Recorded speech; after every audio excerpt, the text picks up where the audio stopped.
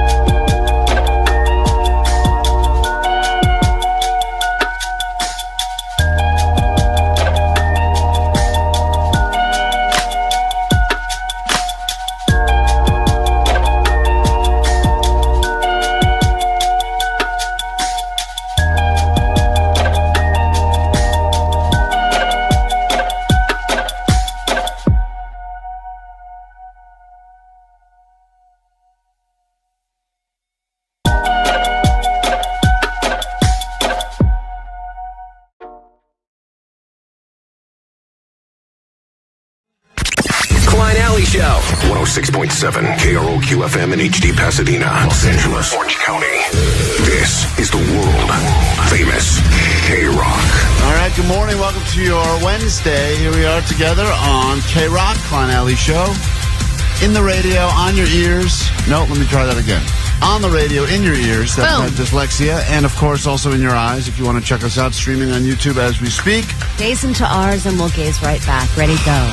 Go ahead. Staring contest can begin. Hello, Net Bangers. Good morning. Good morning, new listeners. Good morning, returners. And those of you that are just using us for prizes, that's okay as well. Got lots to give you today on the show. And today's the day I come in here brunette. I leave here a blonde. It's tip day. Tip day. Can't wait. Tip day.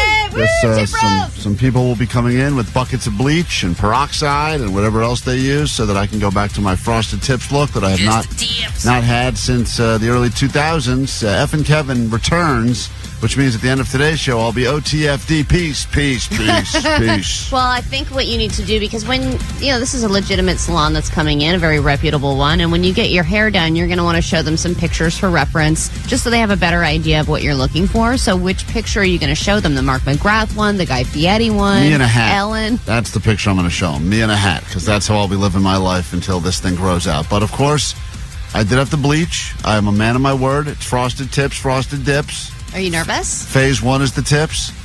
I'm only nervous because I know that you guys behind the scenes are the ones that are doing all the stuff. And reality of this show is it's never, let's go ahead and set the other person up to look the best or feel the best. No, we told the lady to set your hair on fire. Yeah, see, that wouldn't that's surprise so me. dope, By the way, it wouldn't surprise Right. me at all. Like if she came back here, I was like, that smells a lot like lighter fluid. Are you sure that's peroxide? Oh, yeah, no problem. And then she's winking at Allie. Just like this picture of this human on fire. Yeah, I mean, that's what I'm concerned about for so many reasons. But whatever. Today, the studio's going to stink. This will Definitely. Hey, shut up, you effing Kevin. You'll be back later today. Well, we need something to cancel out the raw egg smell. Yeah, it's a terrible stench in here today. I don't know what's going on, but even Vanessa came in here. She's like, guys, I don't know what's going on. The place smells like rotten eggs. I'm like, yeah, it really does. Yeah, But who knows? well, It it could've- must be the rotten eggs. Allie, of course, usually the egg queen, who had her own room for eating these stinky eggs, has now passed the buck, and she's kind of pointing the finger at someone else now. Back before the bankruptcy, I had an egg room. Yeah, she had an egg room, but then they shut that down. Apparently, we don't have egg room budget anymore, so they turned that into a workspace. So That's anyway, where the live stream is there's now. something stanky going on here, and we'll get to the bottom of that, I'm sure. HR has officially now gotten involved in the mystery in the kitchen. We'll have to deal with that later in the show today, and so much more. So you've come to the right place at the right time. We're going to hang out for the next few hours together. Make it worth your while, as 310 says. Good morning, degenerates. Good morning to you, 310. Hey, hello. This show is kind of like Jackass for radio. Thank you, 949. We'll take that as a compliment as well.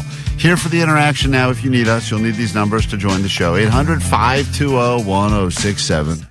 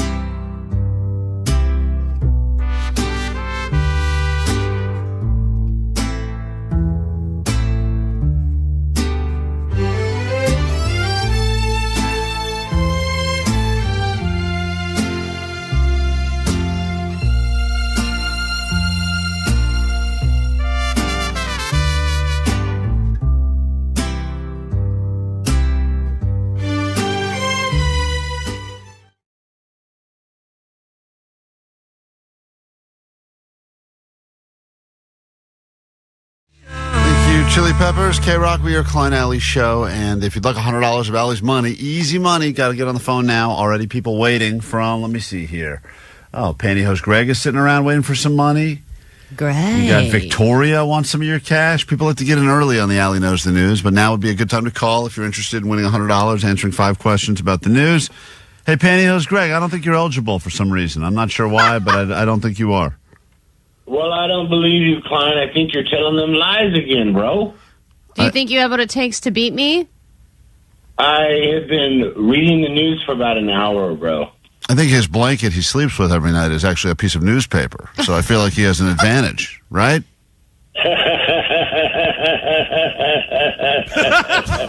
That's the longest laugh. Oh, my God. That's Pantyhose Greg for you. He wasn't laughing at me. He's reading the comics on his comforter right now. We just reached the funny section. All right. Pantyhose Greg, hold on. That Family Circus is a good one. It's a good one. You never know where that thing's going, right? All right. Pantyhose Greg, hold on, all right? Okay. We're not going to play with that guy. If you'd like to join us, the number is 800-520-1067. 5 questions about the news. We do it every morning right around this time. Quickly, Ali, some controversy about the, you de-Tesla'd your Tesla. You de-badged your Tesla, which is now becoming a political statement. You did it really more to help promote our show. You didn't really do it for political reasons. Well, no, it wasn't politically motivated, no. No, it was more about the idea that everyone now is, these videos are all going viral of people ripping the badges off their Tesla. No, and it's funny because everyone's like, well, you still gave Elon your money. And I'm like, if only you knew. Yeah, Allie gave no money to anyone. She bought this car very, very used for a very little amount of money. Yes, but, and it's the first Tesla ever made. The video is doing very well, just past 6 figures on Instagram, and a lot of people are sharing it, and you've got people that listen to the show that are commenting, but then you've got a lot of people that are just getting real political and going like, go move out of the country if you don't like it. Shut up, snowflake libtard. Right. I was like, Pull the clip of Allie saying that, by the way. I want to use that a lot. Allie's going to be insulting everyone by calling them snowflake libtards for a while. I mean, That's sick. I get called one every day now. Allie's getting honked at a lot in traffic, and she thinks once again she's being hit on by people. No, there was a guy that was looking at me like, trying to, make it so he was next to me. Move out kept of my way, you snowflake libtard. And I was like, this guy probably thinks my new car badge is really cool. Don't think that's it. But people do like it. Hey, guys, on yesterday's podcast, Allie talked about debadging her Tesla, and I saw the video of the new Klein and Alley sticker you guys have. And then she said, come get them at the end. So I don't... Not a sticker, a metal badge made by some listener. Sent us a bunch of them. Works on boats, too. Are they in the store and available? Did I miss the link? I went on your guys' website, and in true KROQ fashion, it is just a absolute mess. I don't even know if it was April Fool's joke, and it's not even April. But I love it that people went and made the effort. I'm going to go to KROQ.com and see what I can find. It's an absolute mess. I doubt KROQ or anybody that runs the website even knows that these car badges exist. No, they don't. I don't even think they know KROQ.com exists. I mean, listen to this guy. He's just trying to be a good listener to the show, include us in his life. The absolute mess. I don't even know if it was April Fool's joke, and it's not even April. But, yeah, let us know if we can buy those, because my money is green and ready. Okay, bye. Yeah, the answer is you can't buy them. Not only can you not buy them, apparently, according to Vanessa, they're too heavy to even ship. No, we have them. Yeah, we have them here. If you want them, please call, and we will find a way to get them to you. If you want to debadge whatever car you have, doesn't matter what make or model it is. Or you can just add it to your car. Yeah. But Vanessa's so funny. She's like, they're too heavy to mail because they're made of metal, so we don't have the postage money. It'll never work. It'll work. Bankrupt us again. She's like, they're just too heavy. I was like, we're like, to lift? And she's like, no, to mail. So she's convinced we can't even send them. I was like, what are you talking about? We're sending them. How many stamps do you think it would take to send that thing, Vanessa? I don't know, but according to the company, we can't mail stuff. Okay. I'm on Vanessa's side. The company literally said we don't have any postage money. I don't know why you guys are getting down on Vanessa about this. Oh, no, we're not getting down on Vanessa, but we need to send them anyway. We need to. Yeah, but Vanessa has been told by the company, NJ, there is no postage money. I know, but we need to find a way to get the postage money in this. Welcome to the show! Every hour from 9 to 6, step up to the plate for a KROQ Grand Slam. Knock it out of the park and score a pair of tickets for Magic Mountain and Knott's Berry Farm. There's the pitch. Hit a home run and instantly get your name on the draft list for a chance to get a Grand Slam. A 4-pack of 2025 gold passes with an all-parks passport. A Major League victory, giving you unlimited visits all season long to all Six Flags parks. Keep listening to win. Welcome back to Major League Baseball. Sort of. KROQ. Not a winner? Score the most thrilling deals on tickets and passes when you visit sixflags.com or knots.com today. Hey, anyone know how to play this? Need an accent. 23andMe, maybe you've heard the big story. They've officially filed for bankruptcy after apparently having some data breaches. And if you've ever spit into a tube or swabbed the inside of your mouth and sent it to see what your DNA was, you perhaps now have your information available for sale for the highest bidder. And I know what you're thinking. Well, what are they going to do with it? They're going to learn a little bit about you.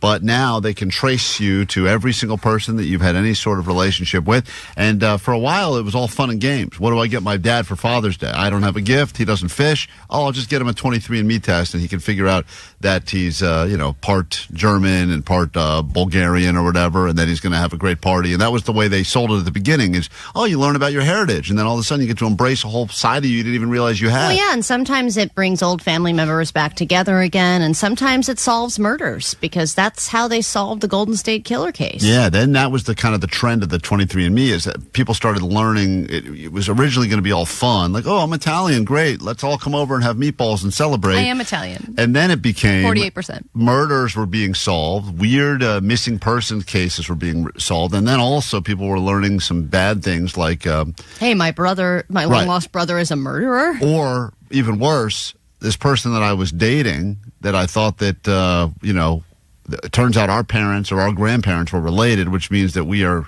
indirectly or kind of directly related, and so I'm in an incestuous relationship. Yeah, or my family history is like, oh, back in the day we were all slave owners on a plantation, and you're like, oh my God, I don't want to think about that part of my family history. You want to learn good things. You don't want to find out about bad things. Exactly. And that's the gamble that was the 23andMe. So I want to hear the stories, the things you learned about that you were not expecting to find out. 800-520-1067. What was the biggest 23andMe mystery? That it all started by you just swabbing your mouth and sending it in the mail. We'll give away some tickets right now to see Ricky Gervais, the Hollywood Bowl on May 31st for you sharing your stories with us. And go ahead, Taylor, we'll start with you. Sweet divots. Sweet divots to you. What did you learn about on 23andMe? So originally my mom told me my dad died. So I went to do the ancestry to know who I am and my nationality, and my dad popped up on my ancestry. Wait, how did she say your dad died? Well, growing up, I already had a stepdad, and so I asked her when I was 23, who's my dad? And she's like, oh, he committed suicide when you were young. Whoa. And so I just went with that, and then when I did ancestry, I actually got matched with a whole family with a whole last name that I never even heard of. Reached out to my mom, and I was like, who the heck are these people? And they're like, oh, sorry, Taylor, I got the wrong guy. So did you ever reach out to the new dad? Yes. I reached out to the new dad.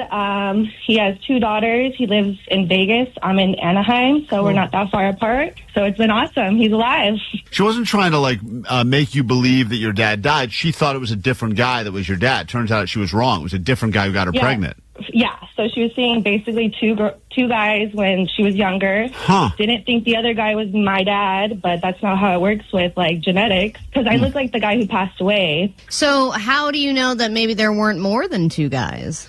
There could have been. She didn't tell me about this guy who was my dad. I know, so there could be more. That's good, Allie. Let's put more thoughts in this poor girl's head. I have siblings now. I got cousins now. It's awesome. And they're all in Vegas, so you got Vegas hookups, which is the best. Yeah, love it. I see them twice a year now. It's been awesome. Adrian, what is the mystery that you learned about by doing the 23andMe test? What's up? Well, it's not a 23andMe. Good morning. It's not a 23andMe, but what happened, I have a old co-worker, and he and his 2 siblings went and got tested to see if they were a donor match for a kidney transplant for their older sister. Long story short, they found out that they all had different dads. That seems to be the biggest story, huh? Yeah, I thought my dad was my dad. Right. It's always the dads for some reason. That's the problem. I mean, Omar, is living proof because not only did his actual biological dad desert him when he was only 2 years old, but then his new dad had a whole secret family. Mm-hmm. So it seems like dads are great at keeping secrets. Now it seems like a horrible Father's Day present. Yeah. Here's all your secrets. Yeah, if you're a dad, you get a 23andMe for Father's Day. You should just flush it down the toilet. Thank you, daughter of mine. I'll definitely send this spit tube. Aaron, what is the mystery that you uncovered because of the 23andMe? Stories you won't be able to tell pretty soon now that the company's filed for bankruptcy. What's up? All right. Well, okay, so I'm white, my husband is black, and through 23andMe, we discovered that we actually have a cousin in common. So does that make you second cousins? No, we're not related to each other, but it turns out that this cousin of his, that we always knew was his cousin, was mixed, and she never knew her father, and so she went and did all the 23andMe and Ancestry and stuff and found her dad. And then a few years later, my husband's son and I all did 23andMe because we thought it would be fun. And so this cousin, like when we were looking at relatives in common between my son and this cousin of my husband's, several of my relatives came up, and we realized that she was actually half Ashkenazi Jew. Like, I'm related to her through her father, and he's related to her through her mother. So would you rather not have known any of this? Of course. You don't want to find out the guy you're married to. You guys have a cousin in common, because even though technically she's made the argument we're not related, it's close enough. It was pretty wild, and having sex with cousins is wild. Allie knows. Allie slept with her cousin, and also I didn't need 23andMe to sanction that. I don't know if you're watching White Lotus these days, but incest is all the rage. It's trending in a big way. So you're a trendsetter, Aaron. Congratulations. It's trending in a big way. Incest is back, baby. 2025 is the year of incest, everybody. Get it! All right, pull that clip. Renee, go ahead. You're on KROQ. What's up? Hi, guys. I did the 23andMe because I was adopted. My husband gave it to me. It turns out that I have a half-sister that is 2 months and 1 week younger than me, and a half-brother who's a mayor in BC, a half-brother that committed suicide. But the kicker is, when my biological dad got my mother pregnant, he dumped her, and then she called Homeland Security or whatever it was back then. He ended up marrying a 14-year-old, and that's how my younger sister is to be. He got deported back to Canada, but she's back in the United States now. Whoa. Yeah. That is Child bride. Jerry. These stories are so wild. Stuff. If you think about this, once again, the idea, if you remember the original commercials, it was all just like, it was like a guy who took the test, and then he realized he was French, and he went out and bought a beret, and he ate a baguette, and he's like, hey, I can finally live my true life. I know, those commercials are not accurate. Yeah, you're not seeing the commercial it should have been, which is this woman discovers she's got a 14-year-old mother or something, whatever that story was. Yes, my father was someone I Christ. didn't know and got a 14-year-old girl pregnant. Oh, man. Every single line here, it's like all... I wonder if anyone learned a good thing. I mean, I guess that first woman we talked to that found out she had relatives in Vegas and her dad's not actually dead, that's, I guess, a good story. I think the best thing that can come out from it is like, my great-great-grandfather was on the Mayflower. Yeah, I mean, maybe. Stuff like that, like they were a part of history. Yeah, unfortunately, we're not getting a lot of that. Luna, maybe this is a good story. Luna, do you have a good story you learned from 23andMe?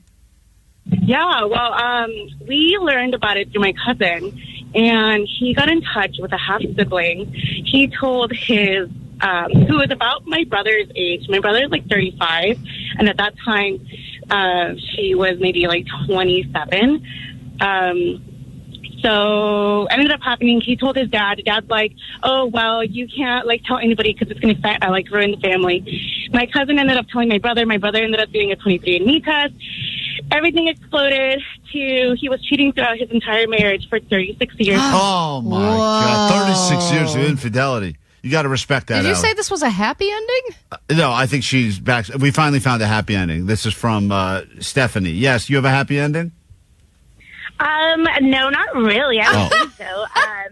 So my dad is German, and I've always asked him about his side of the family, and he's just always like been sketchy about it. So one day I was about to do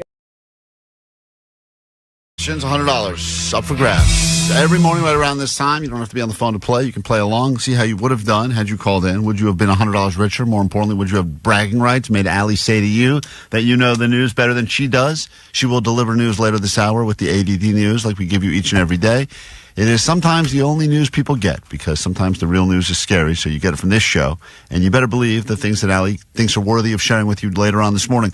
Maybe not the same things you're going to get on CNN or Fox News. No, because my algorithm is different than your algorithm. So let's get into it now. If you know more than she does, she pays you $100. Stories are random. She has no idea what the questions will be. We'll learn together.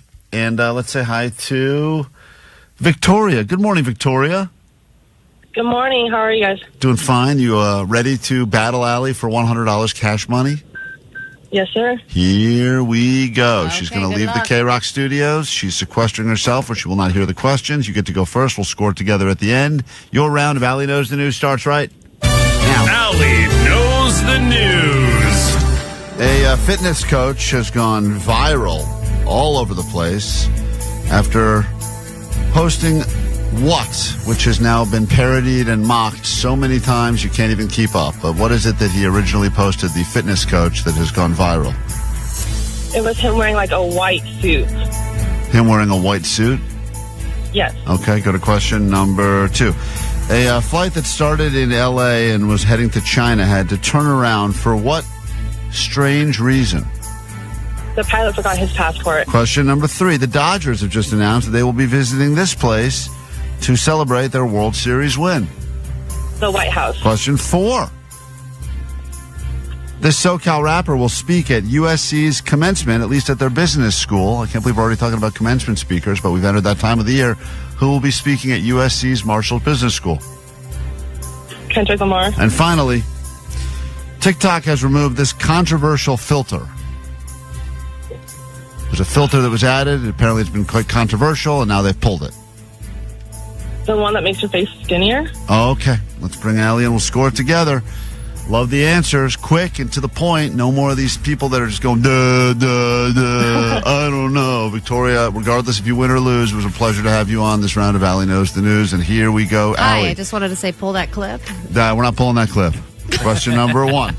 No one's paying attention now. Allie, a fitness coach, has gone viral after posting a video of him doing what? Something that has now been parodied and mocked too many times to keep track It of. was his morning routine. His morning routine, which About apparently a 4 to starts 5 hour morning routine. starts at 3-something a.m. and goes until about 10 a.m. And it's all of the things that I guess we're supposed to be doing if we want to live a healthy life and look like that guy. And But it drink involves Saratoga spring water. spring water and putting your face in ice water. And then rubbing banana peels on your face. Yeah, unfortunately, Victoria guessed it was him wearing a white suit, which is not the answer we were looking for. Allie gets the point on that.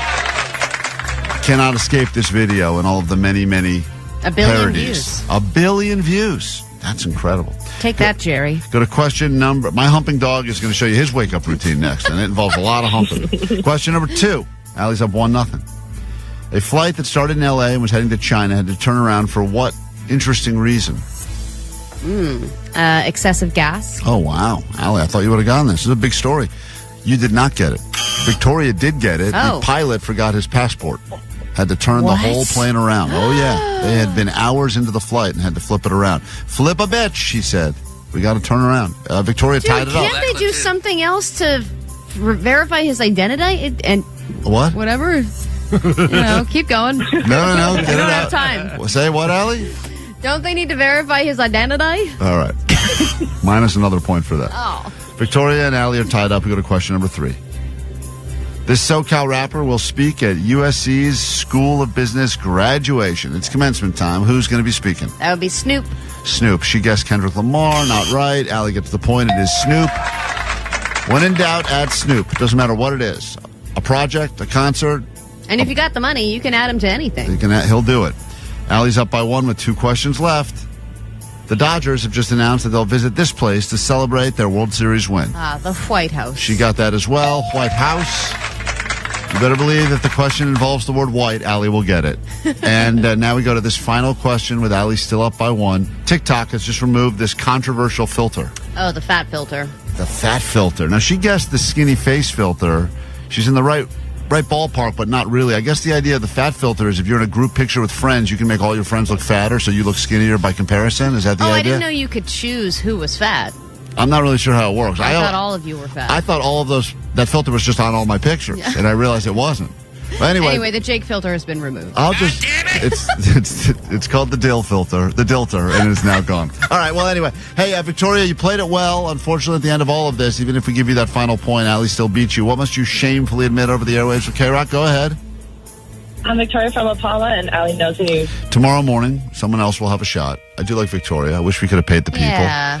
But that's well good. played. We'll save that money and give it to you tomorrow right around this time. If you're listening now, study up, giving you a nice 23-and-a-half-hour head start so you can get ready to go. And then tomorrow we will have you on the airwaves, battle it out, win that same $100 or maybe even more. Lots to get to this morning on the show. We will get you into not one but two SoCal theme parks. Also tickets to the Rise Against Papa Roach show happening at the Forum this Friday. And we got tickets for that coming up very soon right here on KROQ.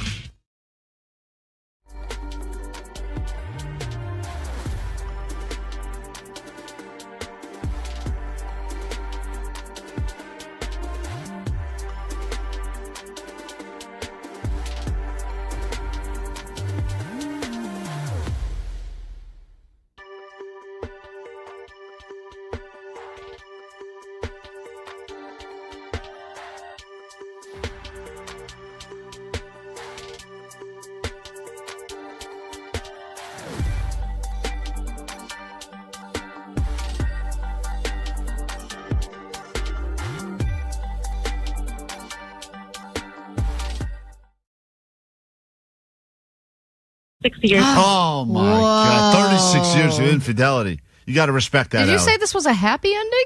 No, I think she's back. We finally found a happy ending. This is from Stephanie. Yes, you have a happy ending? No, not really. I don't think so. So my dad is German, and I've always asked him about his side of the family, and he's just always like been sketchy about it. So one day I was about to do it, and he was just like, "Wait, just stop!" Like. He's like, and I was like, why does the grandpa not have, like, any siblings? And he's just like, no, just stop. And I was just like, what? And he's like, I think I need to tell you before you find out. And I was like, what? Like, that was really weird. So then he tells me, he's like, well, your grandfather and all of them were in the war, and they were with Hitler, and they were Nazis. And I was like, what the heck? They were with Hitler. They were, like, with Hitler. I don't want to go into what side of the war they were on, but they were with Hitler. But what? He's like, yeah, that's why your grandfather, like, quit, and he wanted to, like, so he, like, immigrated over here, but he left his siblings, and that's why they never speak, because they disown him. They're like, what, you're gonna, like... All right. Well, once again, now I understand why 23andMe couldn't survive. It was just a lot of people. 23andMe has ruined a lot of lives. I mean, we could take these calls all day. We have to move on, though. It's such a gentle way of saying your whole family were Nazis. Here's the thing. Your grandfather picked a side, and he was with Hitler. So you don't need to take the test. Just with him. Vanessa, pick one of those fine people and give them some tickets to see Ricky Gervais. This is KROQ.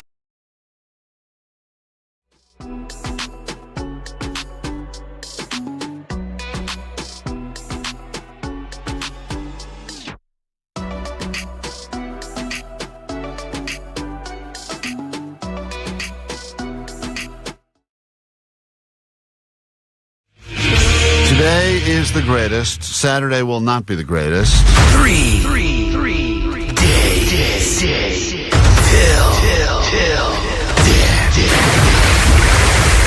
3 days till the polar plunge. Sounds like till death. It does say. Why does it say death? Now I'm scared. Diff. It might be death. 3 days till jump in the freezing cold lake. Although, of course, no one's satisfied ever. Yesterday, spun the wheel to figure out what ridiculous outfit I'll have to wear, because the idea is everyone shows up, and if you want to jump in the lake, that'd be cool. We're still signing people up to join our team. Thank you for everyone who's donated so far as we raised some money for Special Olympics, but also just a good opportunity for us to go hang out. And the reality is you don't have to donate. You can just come and hang, but you should sign up regardless, so that, it looks good. And we know you'll be up there. You can sit with Allie and mock me from the side of the lake, or if you'd like to, step up, wear something weird, and jump in the lake with me. If you want to bleach your tips, you can do that as well, because today is bleach day. Today is, and people still not happy about this. It's really hard to keep the people happy, which is all we're really trying to do around here. Today is the day. You get your frosted tips, you get your nipple pierced, you get your Prince Albert and your tattoo. Man. Whoa. How much money did we raise? I don't know if all that is happening today. I know today is the day the salon comes in here to bleach my hair. You get your nipple pierced, you get your Prince Albert and your tattoo. Man, you're the man. Don't bitch out, bitch boy. Okay. Today's the day.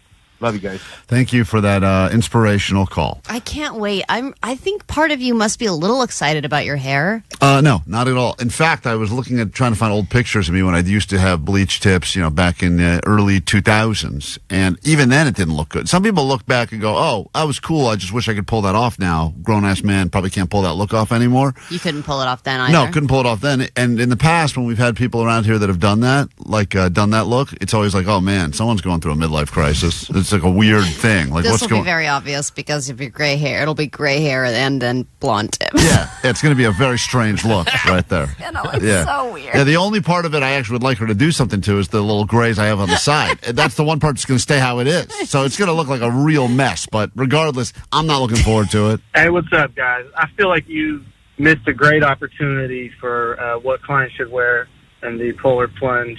Baby New Year Klein. He throws on some rock pants. He's got a little fancy top hat on with a little birthday sash. I don't know. I think that would have been great. Anyway, sweet dibs. Well, it doesn't matter because someone claims that they donated money, and as a result, they will get to they determine what I'm wearing, which is not the. Well, it did land on Klein's choice. Yeah, the wheel landed on Klein's choice. I know, and then you said at the end that like you do. What did I say at the end? You said if somebody donates a couple of $100, or the person who donates the most will get to make the choice. Well, maybe I'll donate more than whichever this person donated, and then I get to make the choice again. All right, well, why don't you listen to the choice first, and then you can decide. Hold on. There's so many people. Your that are choice, complaining. as always, is just going to be to spend Let me see. money. This may be the person that's complaining. There's so many Polar Plunge complaints now. We haven't even done this thing yet. It's not enough to just jump in a goddamn lake. Hey, this Polar Plunge punishment thing is BS, dude. Klein, you're going to wait until spring, till winter's over? That lake's not even cold anymore, bro. First of all, very wrong about that. The lake is still, I think, freezing or below freezing, so I wouldn't worry about It's that. not below freezing. How could it be below freezing, you dumbass?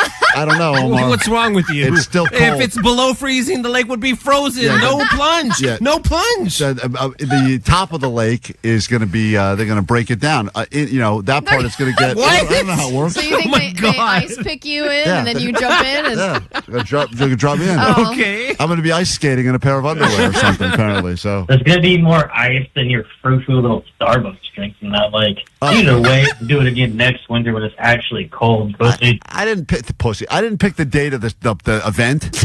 All right, you guys. I don't know why this became the punishment. I'd love a different. I'd much rather wrap a sticker on my car like Jake had at this point. Really? Of course. We could do that too. No, we're not adding that. We're not adding another thing. This guy claims he's the one who gets to determine what I wear when I jump in the lake. Hey, sweet tips. This is Angelo. I'm calling because, and I quote, Klein said on today's show at the end, if a listener donates a couple hundo, I'll do whatever he wants for the listener wants for the Polar Plunge. I'm going to donate $200 right now, and I would love to see Klein wear the banana hammock with a super crazy hairy merkin.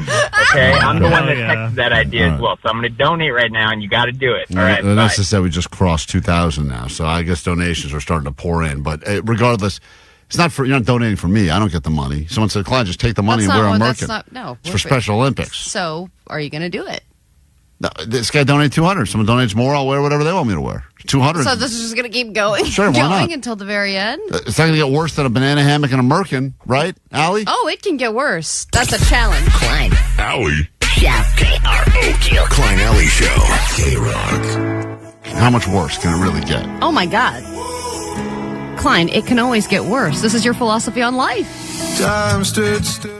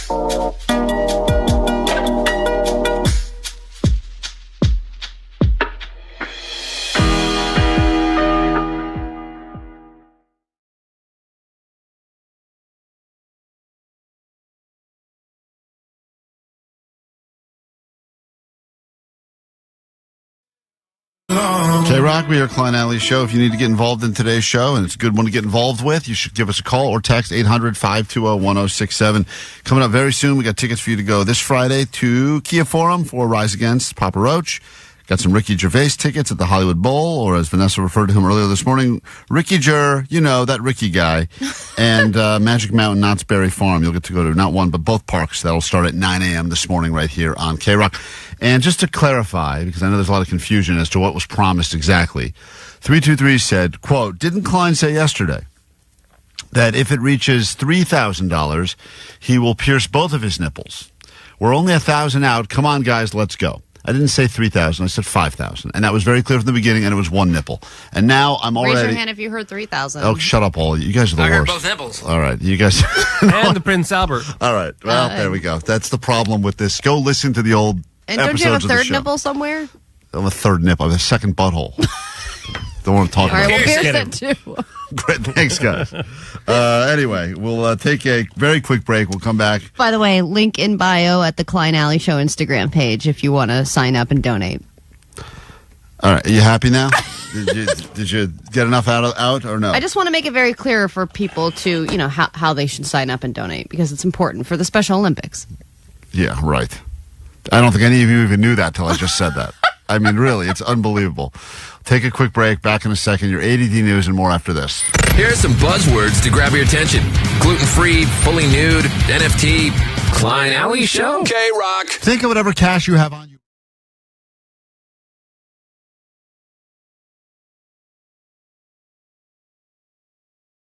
All you got to do is get on the phones. 800-520-1067. Super Bowl weekend is finally here.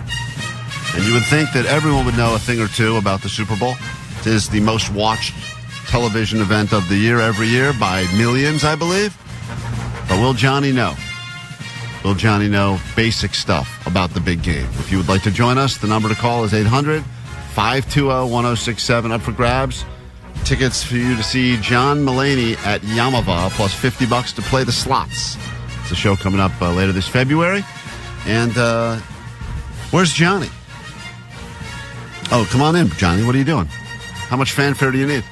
Johnny takes his own time now because, you know, he was a UCLA speaker. He's a professor now. Professor Johnny. We may have to change your name from the postmaster to Professor Johnny based on... Excuse me, I am Professor CEO, Postmaster Johnny now? No, that's right. Yeah. Professor CEO? Well, not because he wants to be the CEO of this company. So you've given yourself the job? Yeah. Basically now I have big credentials to do just so you know, Johnny, in all seriousness, we did send that letter that you sent us, your letter you wrote to be the CEO. We did forward it off to the corporate HR, so they do have it. Oh, yeah, huh? All right. We did send it. Yeah. Just let you know. All right. If you'd like to hang out with Johnny, believe it or not, there's an opportunity for you to hang with Johnny this Sunday. He's going to be in the flesh at one of our absolute favorite places in Southern California, the San Bernardino International Airport. Yep, be there 2 to 4 p.m. on Super Bowl Sunday. That's right, so you can actually go hang with Johnny. I don't even know what's going on. I'm sure he'll bring stuff with him, but if you're in that area, would like to take a drive, need an activity to do, pregame with Postmaster, he'll be at the airport hanging out. All right. Parking's just $5. Yeah, win lift tickets to K-Rock Storms Bear Mountain. Okay, very cool. Well said. I almost slipped it. That's our CEO. That's future CEO right there. Let's say hi to Craig in Long Beach. Give him the first chance for Johnny Doesn't Know. Allie, you got that theme song for Johnny Doesn't Know? I got it. Here we go. Will Johnny know anything about the Super Bowl? Your chance to predict and find out. Here we go. Hit it. Johnny doesn't know. I don't even know what that is. Oh, Johnny doesn't know. G is for gay. Johnny doesn't know. Johnny doesn't know. I didn't know Broadway was in New York. Johnny doesn't know. There's no green wine, Johnny. The bottle's green, yeah. But, like, you know how sometimes when they pour it and it's got, like, the brownish, yellow, greenish? You know the green wine, you know the wine that's, like, when you pour it, there's two colors of wine. There's, like, the, like... These are all green bottles of wine that No, that's Perrier. That's the CEO right there. Big fan of Perrier. Craig in Long Beach. You're the first person that gets a chance to play. Super Bowl edition, Johnny Doesn't Know. All right, Johnny, here we go. And, yes, I think we did do a Super Bowl, Johnny Doesn't Know Super Bowl last year. I think it's a yearly tradition. There are some questions that we may have already asked him that you would think he would know the answer to because he's been asked them already. But there's a good chance he would not still know. Johnny, first question. What coach is the Super Bowl trophy named after? Craig, will Johnny know this, yes or no? No, he will not. All right, Johnny. What coach is the Super Bowl trophy named after? I remember this one from last year. It's the Gene Vincent Trophy. What? I don't...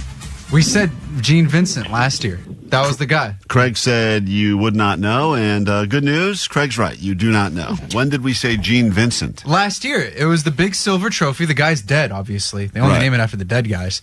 Gene Vincent. The big Super Bowl. I think they named a high school after him, too. Are you thinking of Vince Lombardi? No, Gene Vincent. No, definitely not. I'm definitely not thinking of Definitely Gene. I told you, Gene Vincent.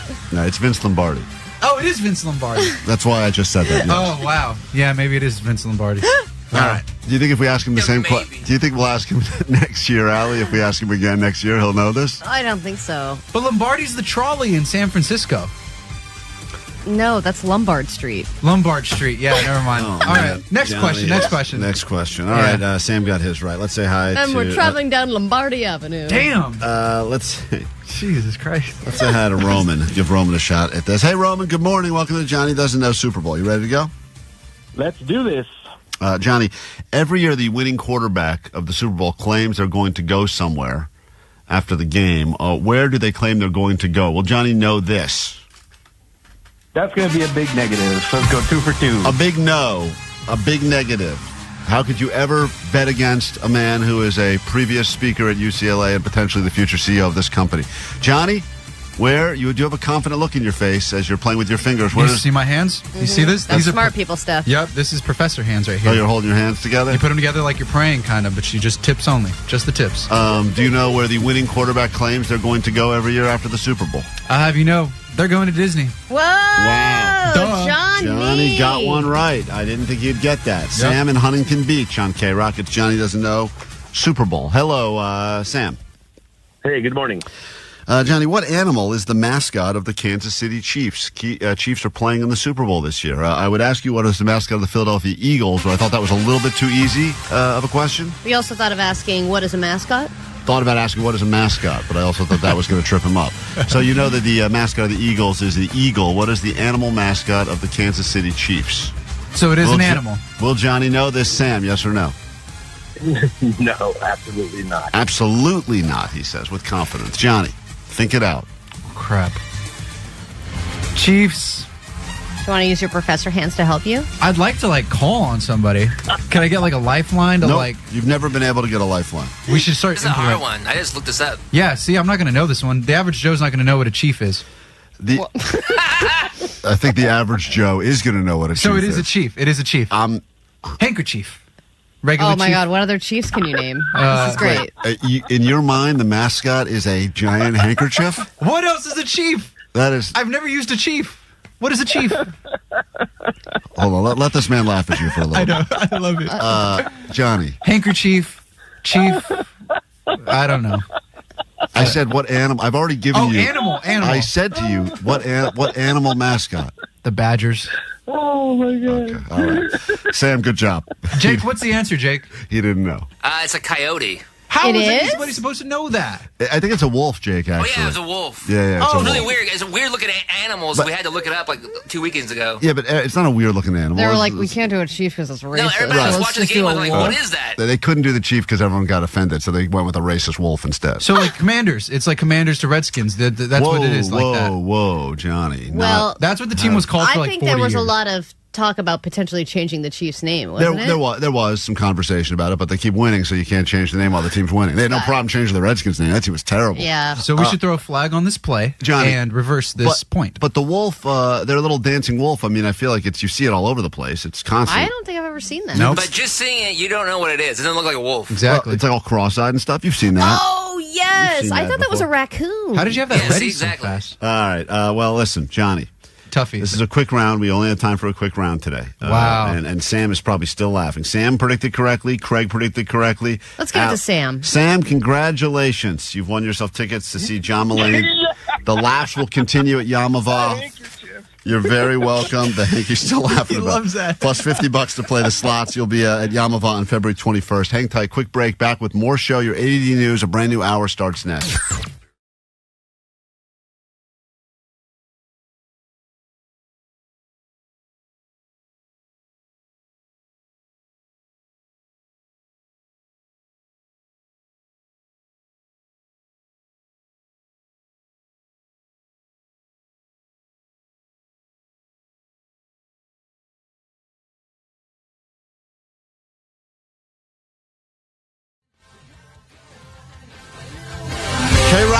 We are Klein Alley Show. If you need us, lots of ways to get involved. DM, you can do that. Text us, call 800-520-1067. Tickets, we start hooking you up very soon. We'll get your news in a moment. But first, Allie's got some inspirational words to kick off your Wednesday morning. It's the year of incest, everybody. Get it! The year of incest, everybody. Get it. I'm not going to fight that one. Get it! She stands by her statement. That one was actually not out of context at all. Let's get into your news now. Then a brand new hour of the show can officially begin. Grab your Adderall. It's time for ADD News. Well, with Hawk to a Girl, there were twists and turns from the beginning that we never expected. And we have gotten yet another pivot because there's officially a documentary about Hawk to a Girl in the works. They say the film explores her unpredicted rise to fame, the scrutiny that followed, and exposes the incredible power social media has to crown and crucify its internet darlings. And if you recall, of course, Hawk to a Girl became famous because of an 8-second clip of her saying spit on that thing, but then it quickly turned into a media frenzy. Then she was donating a bunch of her money that she'd been making to various charities. Then she started her own podcast, Talk to Her. Then she created her own crypto, and then people lost a lot of money on that.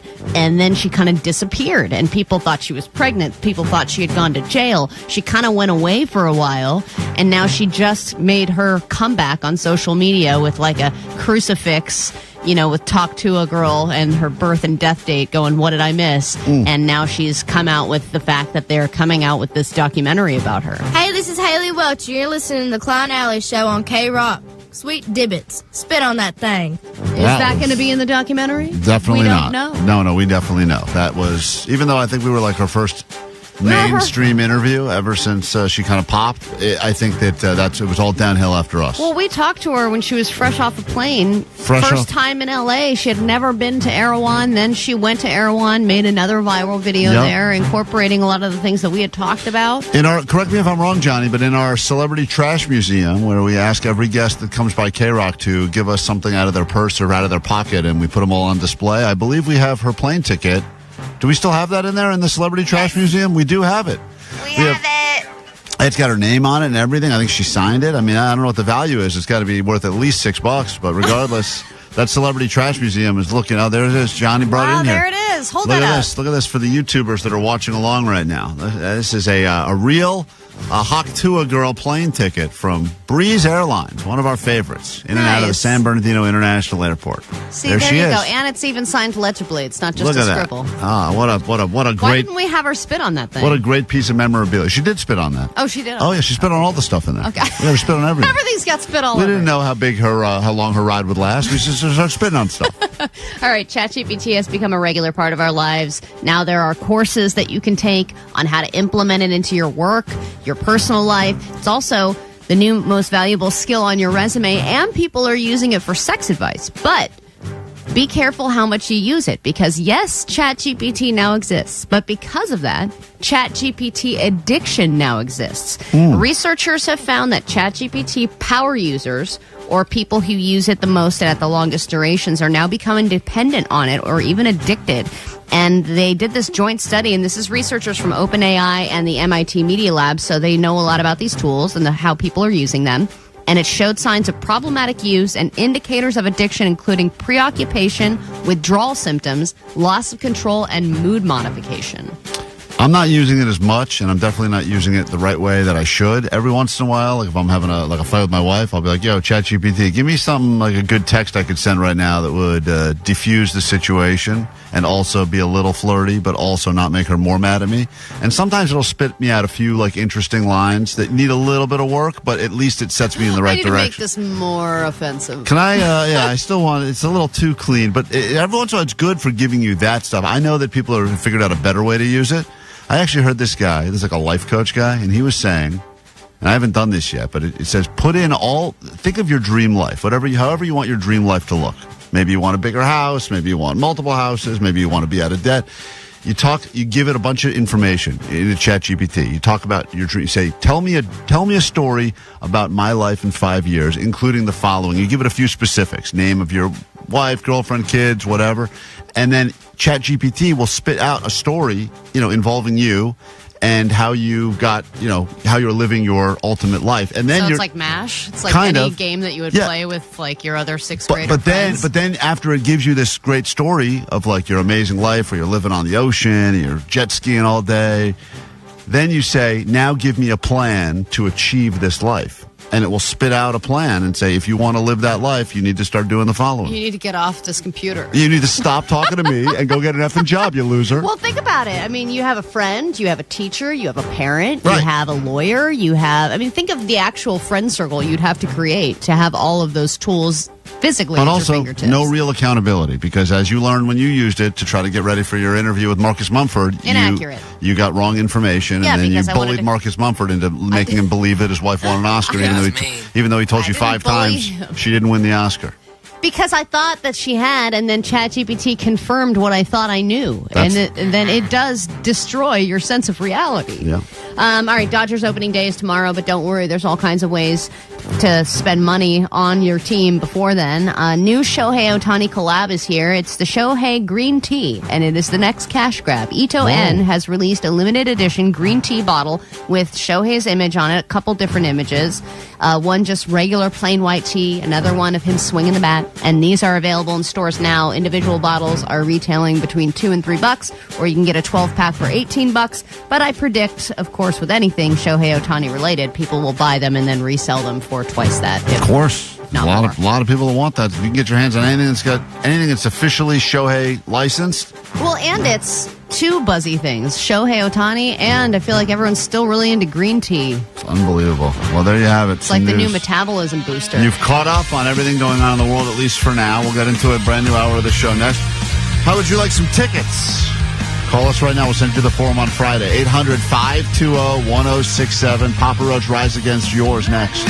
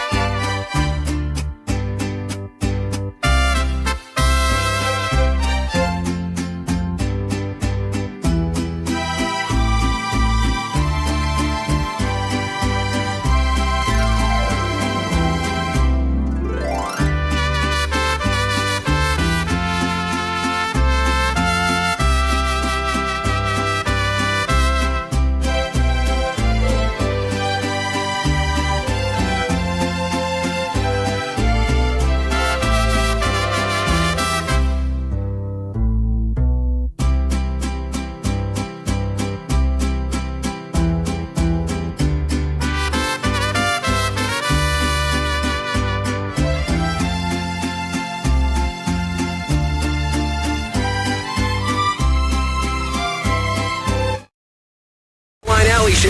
106.7 KROQ FM in HD Pasadena, Los Angeles, Orange County. This is the world famous KROQ. Good morning. Welcome to KROQ. Just after 7 o'clock on a Wednesday. And this is the hour where the bleaching will officially begin. Get ready for the tips. I lost the forced resolution bet dating back to January. Was unable to lose a pound a week. Was able to for a while, but then eventually the pizza caught up with me, and I couldn't do it anymore. Well, you, I think, did it for 3 or 4 weeks. It really wasn't that long. It felt like a long time. Losing a pound a week felt like a long... It felt, for me, like it was a long... And that last week was really just a gimme because you had to detox due to a colonoscopy. Yeah, I get it. That was a free like one. Free one. And then, for whatever reason, I lost the resolution, even though Omar didn't get great playing his oboe or whatever the hell he was playing either, so it didn't really matter. Clarinet. Whatever, dude. You should be in the lake with me. Regardless, this is the hour that I get my hair, my tips all bleached up, so get ready for that look. That'll be happening. The salon, I see the crew has arrived. Yeah, and I was able to get the woman who does my hair. Oh, come on. Are you serious? Hair. Yep. When you got that Rachel haircut? Yes, she gave me my Rachel haircut. Good thing I'm not getting that done. And she's a big fan of the show. They're from Salon Nouveau, very reputable, very wonderful salon. Well, so thank you. you're in good hands, Klein. I You thought believe we it. were just going to have some rando off the street bleaching your hair. You and guys tried to get randos off the street. You wanted to be the rando off the street to bleach my hair. I sure did. Put my foot down. But instead, because you're a little baby bitch, we decided to give you a professional. Let me say hi to... We're going to give away some tickets in a moment, but before we get to that, let me say hi to someone on the phone from Marina Del Rey that would like to join Misery Loves Company. Yes, hello, you're on KROQ. Good morning. Hi. Good morning. Hi, who's this? It is Dia. Hi, Dia. Good morning. I think she said buenos dias. Oh, buenos dias. That's what I meant to say. Yes, hi, Dia. What can we do for you? I think you've muted yourself somehow. Sweet Dibbits. Sweet I'm Dibbits. calling for some tickets. Oh, great. And I will be there on Saturday to jump with Klein. Hold on. You're going to jump in the lake with me? I will. All right. I appreciate it. And whatever ridiculous outfit I end up wearing, you will wear the same thing, correct? Probably the wetsuit, but let's see. Let's All right, see. wetsuit. That's pussy She's move going to right go there. with wetsuit. Hold on, Dia. I look forward very much to meeting you on Saturday and jumping in the cold lake. And thank you, everyone. Information if you'd like to be a part of the Polar Plunge. BigBear.com/plunge, or it's in the bio on the link on our bio at Instagram. Hey, Aaron, you are caller 20 from San Pedro, California, which means we have tickets for you to go see Rise Against and Papa Roach this Friday at the Kia Forum. Oh, that is so awesome. I would jump in the lake with you, and I can't even swim. You really can't swim? Do it! I really can't, but I'm waiting for you to teach me. All right, great. Then we'll see you on Saturday. You got a busy couple days ahead then. You got a late Friday night and early Saturday morning. So there you have it. Beautiful. Hold on one second. Give that man some tickets. We got more of those. You're going to be in good company, Klein. More of those tickets coming up later this morning. We'll do some clickbait. And I believe my first dose of the peroxide will begin in moments, live on radio and on YouTube. Good day to watch.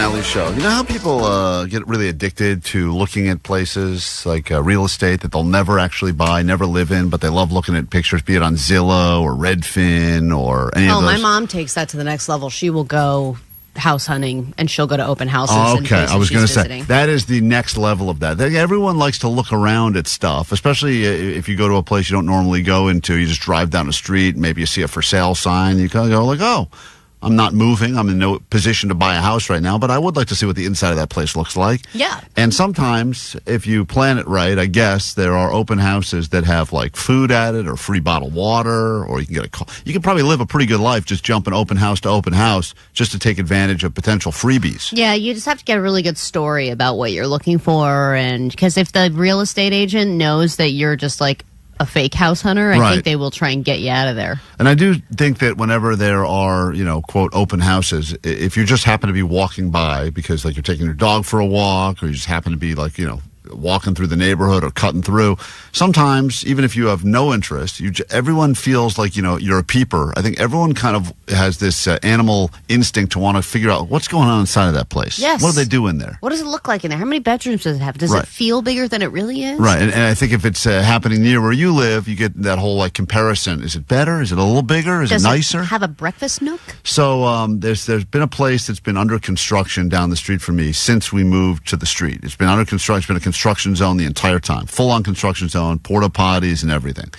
And I don't really pay much attention to it, but yesterday my wife was out and she goes, hey, they finally opened. It's now an open house. It's officially now, I guess, on the market. You want to come look at it? Oh, yeah, you got to get in there. And I said, what? No. I said, why would I want to look at it? She's like, because don't you want to see what they did? See, I don't care about that stuff because if I have no interest in buying it or moving there, then it's just, to me, it's a giant waste of time. Doesn't matter. It's just like, it's real HGTV. You're seeing like what the vision was and what they actually did. And now you're seeing the final product. You're going to be the first people to watch. House. Right. Yeah. And if anything, I'm the type of person that would look at it and get angry. Like if I either you look at it and you go, oh, this is so much better than where I live. And now I'm annoyed. I got to go back to where I live. That's how I would look at it. I wouldn't look at it. She goes, oh, it's so cool. You can get so much inspo. I go, what? She goes, yeah, you can see get inspo. You can see like how they decorated and how they set up stuff. And I said, yeah, but an open house is not reality because reality is it's like kids' toys everywhere, chewed up shoes and Amazon boxes. And they're not going to have that in the open house. It's going to look all pristine and perfect. Yeah, but when you walk through an open house, you're like, I could sit on that daybed and read.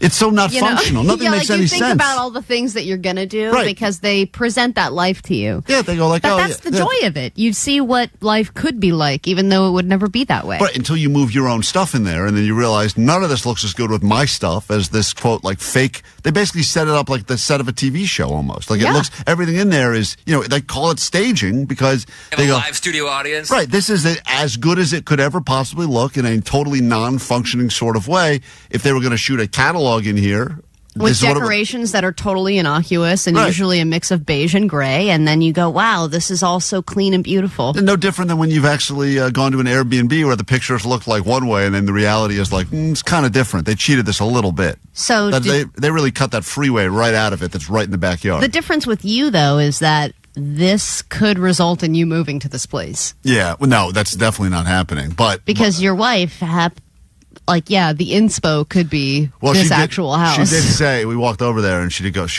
oh, this is what I was hoping for. And I was like, what are you talking about? And she's like, well, I've always thought it would be so great if you walked right in and it had this flow. And I'm like, what words are you even using? Did you hear the guy say that? These aren't like things. I love a good flow. Sounds like you're having a flow right now. No. So we're walking around and then I get upstairs and there's a bathroom up there. And I'm a big fan of First Suds. First Suds is as good as it gets. That's when you're the first person to use a bathroom after it's been cleaned. And there's still soap in the toilet, which is so great compared to all the other surprises you could usually find in a bathroom. When you see blue sudsy water, you get First Suds. It is like the winning the day. You did not do that in an open house. Well, the thing is, the open house had kind of ended already, but the person, because she got in under the wire, he was like, yeah, go ahead. You guys can walk around and take a look. I'm going to go ahead and pick up my signs. They're like walking around to pick up all their real estate signs, So I don't even think there was anyone in the house at all. And I had an opportunity to not only have First Suds, Allie, to have First Toilet. First Toilet happens. See, how come you're crapping on the open house when literally you're crapping in an open house? Because I didn't know. That wasn't my plan. But when I saw it and I was like, this bathroom That's exactly what you're saying, though. It was an opportunity. An opportunity. Yes, and you took it. I took it because I thought to myself, this is how many times in your life do you ever get first toilet? Think about your whole life. When do you ever get first toilet? I know. Maybe never. This is the first time this toilet has ever been used. So I said, said, the toilet will always remember you. So I'm going to use first toilet, and I sat down, and I very quickly, but I took care of it, and then I realized there is no toilet paper because it's an open house, and there was nothing there. Yeah, because it's staged. It's not real. Not it's real. just a pretend house. Not real. Was it a pretend dump? No, real dump. Here's staging for you. Here's what it's going to look like. I think I made the house a lot more realistic when I was done with it. But I thought to myself, this is the victimless crime because no one else is coming up here today. And I get first suds and first toilet ever, which is so cool. Mm-hmm. And it felt kind of like I would imagine what it feels like to land on the moon. Thank God that the toilet actually worked, though, because sometimes they haven't installed certain things and it's just for show. And they're like, actually, this is just a dummy toilet. It doesn't work yet. Well, I'm glad you bring that up. The water had not been turned on. No. Yeah. So I had to realize not only was there no toilet paper, that there was no nothing flushable. Was not flushable. I mean, there was a little bit, but when I hit the thing, it just kind of kept moving around. Oh, I hate that when it's like starting to do something and then it just stops and you're like, whoa, we had a deal. I just got out of there. Oh no! And left. And that's it. So there's just 3 bedrooms, 2 bath, 1 floater. 1 floater. That's BOGO. So that's for you. That's why I recommend you do not go to open houses. You know what? When somebody does buy that house and then they move in and you introduce yourself, I'm gonna tell them. You have to tell them, hey, I was the first and it might still be there. You'll never get first toilet in that house. I had that. And this is why I'll be damn punished. Right. Goddamn Remember right. me. Welcome to the show. Every hour from 9 to 6, step up to the plate for a KROQ Grand Slam. Knock it out of the park and score a pair of tickets for Magic Mountain and Knott's Berry Farm. There's the pitch. Hit a home run and instantly get your name on the draft list for a chance to get a Grand Slam. A 4-pack of 2025 gold passes with an all-parks passport. A Major League victory, giving you unlimited visits all season long to all Six Flags parks. Keep listening to win. Welcome back to Major League Baseball. Sort of. KROQ. Not a winner? Score the most thrilling deals on tickets and passes when you visit SixFlags.com or Knotts.com today. Hey, anyone know how to play this thing? Does rain sound like sizzling?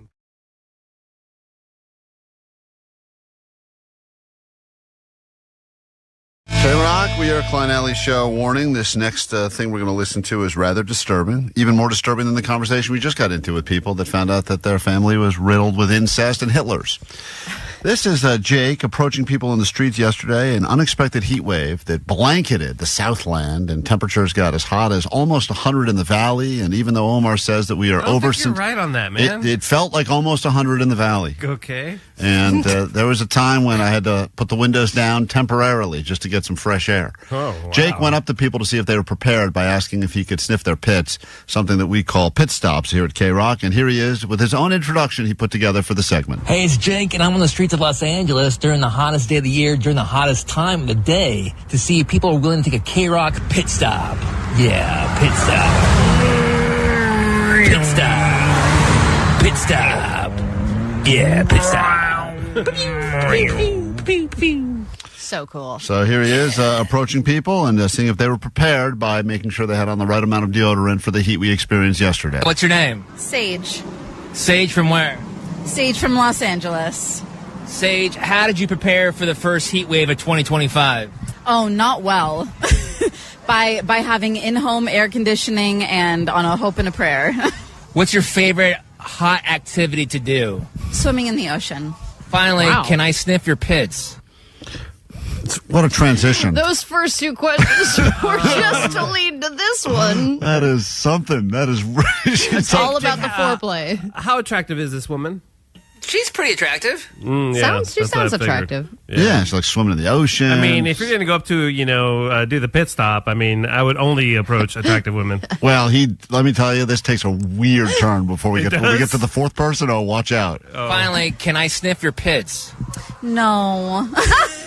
Oh, no. That took a turn. She wants no part of that. No, you sad man. Neither of us would enjoy that. You're right. This has been a pit stop on KROQ. Pit stop. There we go. No! You're making them do it? Oh, that's great. That's amazing. All right, moving on. Jake goes up to the first sweaty guy. That's the sound of her car getting away from him as soon as Actually, that's a real car leaving, Yeah. Jake. Here's the first sweaty guy Jake found. What's your name? My name is Hiram. Hiram from where?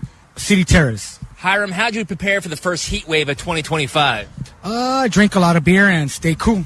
What's your favorite hot activity to do? I would say just chill at the beach. Finally, can I sniff your pits? Nah, bro, that's cool. Thank you for saying that. This has been a pit stop on KROQ. All right, cool. K-Rock. Islos. Pit stop. Pit stop. All right, so he got a couple of. He didn't do the rear in that time. Now, Jake I did think not. he's about to get punched. Jake did not only get nosed, though. People started turning around, appreciating the service we're providing to make sure that nothing worse than being with someone that's got some rank BO because they forgot the deodorant up on a hot day. So Jake, once again, finally found some takers. What's your name? Trisha. Trisha, how did you prepare for the first heat wave of 2025? I was not prepared. I was zero prepared. That's why we're doing the pit stop, to make sure people are prepared for the next one, because all of a sudden, one of those days, you forget deodorant, you hope it's not a day where temps are getting close to 100. I thought it was going to be cold. No fans, no heating, cooling towels, nothing. Not prepared. Now I am. What's your favorite hot activity to do? My favorite hot activity to do in a heat wave? Yoga? I would say yoga, yeah. Finally, can I sniff your pits? You asked the same two preliminary questions to everybody, Jake? Yeah. He wants to make them feel comfortable before he... This went well the first 6 times. Right. I guess that. So then, of course, immediately as soon as she talks about yoga and feeling relaxed, he goes with this. Can I sniff your pits? Sure. Wow. Okay. What are my pits? Your armpits. Really? Yeah. Stop. She Is she getting out the mace now? She or? gave him permission and then realized, what are pits? What are pits? Your How do you not- armpits. Oh, God. What they're asking me to do. This is my job. Okay. How much do you get paid? Not enough. How am I? It's decent. Am I good? Yeah, it's decent. Yeah. That's been a pit stop on KROQ. Oh. Thank you. Strange reaction. You think when she gets home, she's like, hey, How was your day? Yeah. I got a pit stop on KROQ. What is that? Well, a guy wanted to sniff my pits. Now, we only have time for one more. I mean, there's a few more he's done here. I feel bad not airing all of them because Jake went through the trouble. But I do want to give you this woman, Joyce, because let me tell you. Joyce's choice. She's got a story, and this is the final pit stop, and also a gentle reminder to make sure you got on deodorant on these hot Southern California days. All right, what's your name? Joyce. Joyce. Now, in the voice alone, it sounds like she is fried inside and out. All right, what's your name? Joyce. Joyce, how did you prepare for the first heat wave of 2025? I went to Ventura and got the hell out of Burbank. I can tell you I prepared for the first heat wave of 1825. That's what it sounds like. Does she have like branches in her hair? I just picture someone kind of living in the forest. Kinda, actually, yes. I got out of Burbank. It was beautiful. Came back. It was too hot. Hopefully we'll get a few more cool days before the real heat of the summer starts. It's funny because she's trying to have a real conversation about the weather, only she doesn't realize in a moment Jake's going to have to ask to sniff her pits. Yeah, I know. This summer is scary. What's it going to be, 120 degrees? What? Last year in Burbank, it had, I think, 115. I can tell already that you're probably getting a whiff off her before you even ask for the sniff. Not looking forward to it. What's your favorite hot activity to do? Go to the beach, get where it's cooler. Finally, can I sniff your pits? Oh, they smell, sure. Oh, God. God, dude. They smell sure like she gets asked this regularly. All right, fine. You too. Come on in. Here we go. This is Jake getting to know Joyce very well. Oh, they smell, sure. Kidding me? I'm sweating to death. Oh, God. Oh man. And he's like ready to go with the sniffer. She's hoping she says no, but she says, come on, get in here. I don't know how much they smell, but they sure are wet. Oh, my God, lady. How do you not know how much they smell? God. So much moisture down Jake, there. I think you're meeting your soulmate right now. This is Jake. It also sounds like Jake. She's like female Jake. Yeah. I don't know, but they're wet. Mine are wet, Come too. on over. Oh, goodness. Oh. See? That's what happens when you get off a train in Burbank. That's what happens when you get off a train in Burbank. Apparently. What a great advertisement for the Metro. The perfect storm of smell. Public transportation, 100 degrees, Burbank. That's what happens when you get off a train in Burbank. That is like a life lesson that we will forever remember. It was not the train. That was going to happen regardless. Listen to Jake's reaction. Oh, goodness. Oh, God. That's what happens when you get off a train in Burbank after being in the beautiful coolness of Ventura. This has been a pit stop on KROQ. Oh, there you go. Pit stop. You're going to wipe them now so that I don't have to carry them around anymore? What? Got a cool rag?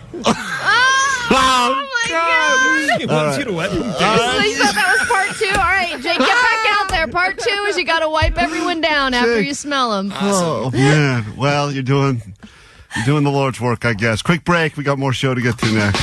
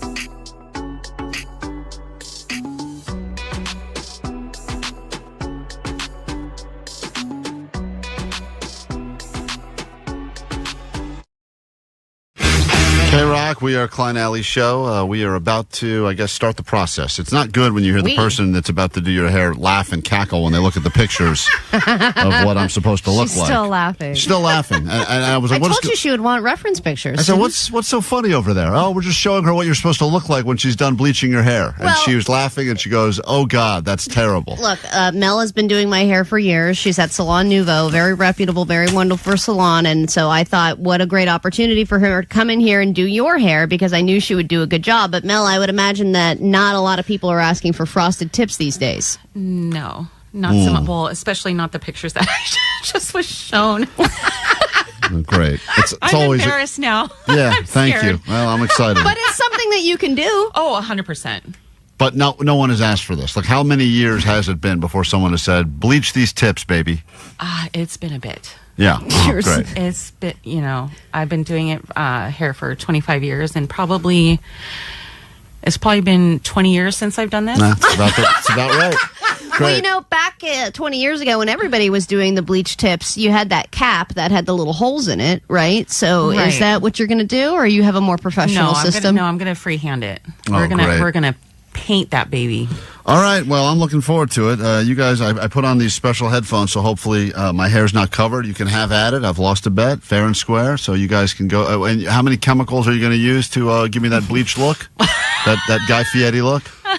A couple. Did you just use Clorox, or what kind of bleach are you going with? No, not Clorox today. We're going to use Goldwell. All right, there you go. And have at it.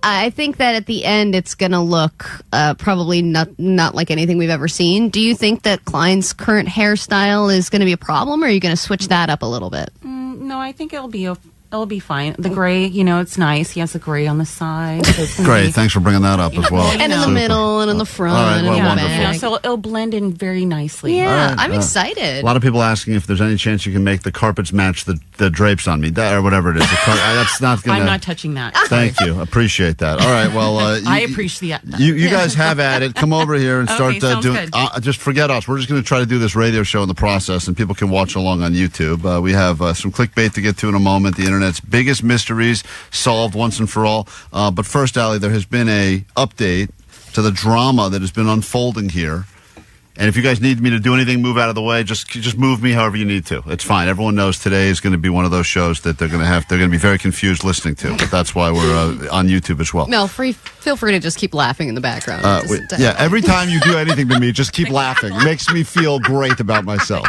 It's like the amount of laughter I've received. Not for anything we're trying to be funny about, just for the picture she's looking at and then looking at me. Great. Allie, we got an update from the HR department here at KROQ about the drama. Oh, I know. Our boss let us know that HR has made comments about the incident in the kitchen and that we are somehow involved. Now, this Friday, our lie detector buddy is supposed to come back in studio for a Lie Day Friday. We're going to get a lot of people involved in this to figure out who was the leaver, even though we're pretty sure it was Postmaster Johnny, and who left the note. But I think this note from HR says that we're not allowed to take this any further. Said the note says the following, and this is from... I don't even know how many people we have at HR here anymore. Dear LA Odyssey, last week we had an incident in the kitchen by the programming studios. A note was left containing language and a tone that was not in line with the respectful atmosphere we strive to maintain. Do we strive to maintain a respectful atmosphere? It's weird that I have to read this letter while I'm having my hair bleached and everyone's mocking me right now. But that, for some reason, that didn't get brought up in this letter. We want to ensure you that our workplace remains a positive and professional environment for everyone. This is a professional environment. Even the gays. That's not what it says. Can't believe you wrote that. And the bitch boys. Well, they are rolling back the DEI policy. We all have a responsibility to treat one another with kindness and respect. Now, I did not know that. Did you sign up for that? We have a responsibility to treat each other with kindness and respect? If that is a responsibility, we are not doing that one very well. Meanwhile, this is not our only core value, but it is something that we emphasize to our in our employee handbook. I didn't even know. I can't believe you're getting your hair dyed right now. Oh, it's already started? Yeah.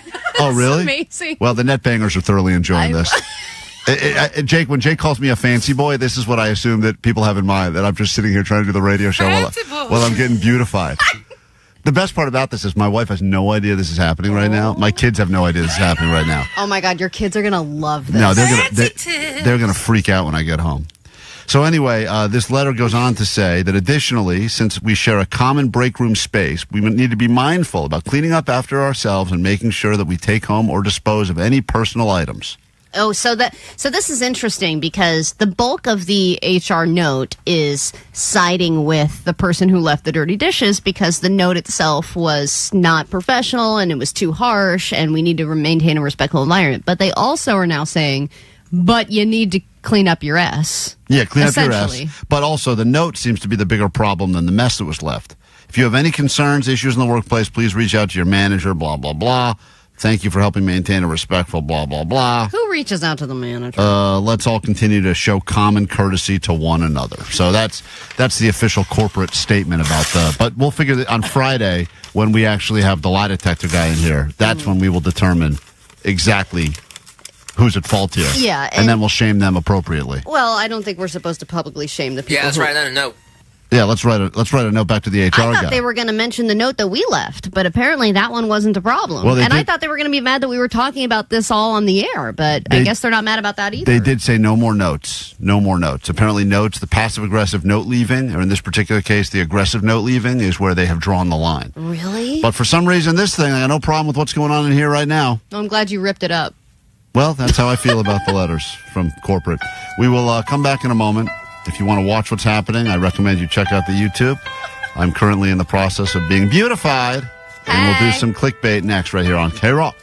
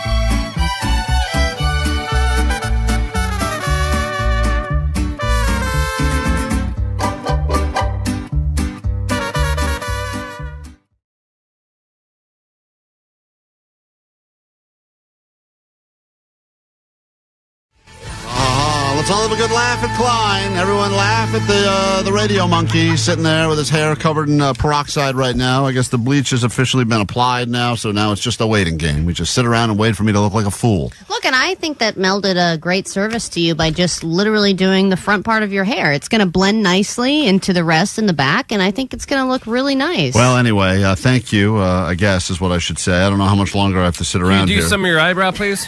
We're not doing, God, yeah, do some eyebrows. Just give me one swoop. Not doing any eyebrow. No. Yes, do it. No, we're not doing one eyebrow, guys. I'm not David Bowie. I can't It'll pull grow off out. the David Bowie it'll look. grow out. Omar, why don't you come in here and we'll bleach your ass? How about you get it? Okay, I need it. All right, Mel, great. are you available for that? We're not doing it. We're done with the bleaching part of the show, right? I think we're done with this now. Well, why don't we see how it looks? Allie's convinced I'm going to love it so much this is going to be my new look. I really do think, or you're going to set a new trend and frosted tips are going to come back. A new trend called hats. I think they look cool right now. Jake, are you actually looking at it on the stream? Looking at it on the stream, but I mean, this is before it turns blonde. When it's like white like that, it looks kind of cool. I actually agree with Jake. Oh, I'm like, you guys hey, are this such- doesn't look bad. Okay, All well of then you we're s- just going to leave this blue. You guys are all such ass. It really looks like I just got bukkakied on. Is what it looks like right now. But anyway, we're on YouTube. By the way, I just want to talk to the expert. Did you think it's going to look okay? I know that you just finished, at least the part of it where you It looks like she just finished. paint my. Yeah, I look like Cinnabon right now. No, I think it's going to look great. You do. I'm excited. You're not. There's You're not not. enough in the back. Omar, there's plenty everywhere. What are you talking there's not. about? You need more in the back. She's got a vision. There's a vision here. All Okay, right. she looked at the picture of that kid from Malcolm in the Middle, and she went to town on it. So you did it heavy in the front and then you kind of tapered it off. Yeah, 100%. I like it. So I don't know when it's done what it will really appear, what I will look like. I think I'm going to look like Tony the Tiger, but regardless, it's you can check it out. We're on YouTube streaming right now as well, and apparently people are watching. So right now it's just sit around and wait for my hair to look foolish. It was the best part was during that song. You said, "Do you know how this is going to look?" And Mel said, "Your guess is as good as mine." Right, made me feel very confident. Always want to hear that from your stylist. But that's a great thing. And Well- Mel, you've been at the salon for a long time, and I think you've got a nice deal for anybody who's listening right now as well, right? Yeah, I mean, like I told him, like it's our first dance. I mean, I can imagine like what it's going to look like, but Yeah. at the same time, I haven't done your hair before, so your guess is as good as mine. Great, love it. Hey, I feel strong about this right now, and I will roll tape. I'll have to roll audio or something when I go home today because my wife's probably going to.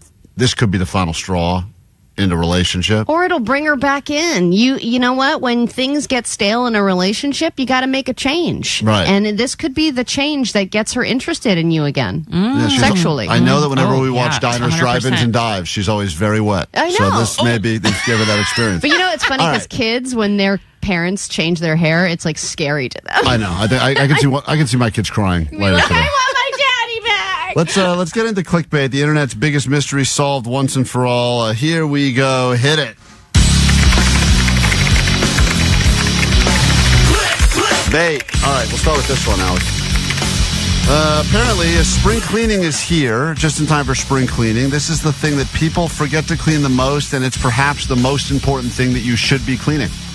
And yet no one remembers to do it, and it is the most important thing. While you're busy doing all the obvious stuff, you're not doing this thing, and this is the one thing that could actually make a difference. Spring cleaning. You know What what? is it? Nobody cleans the top of the fan.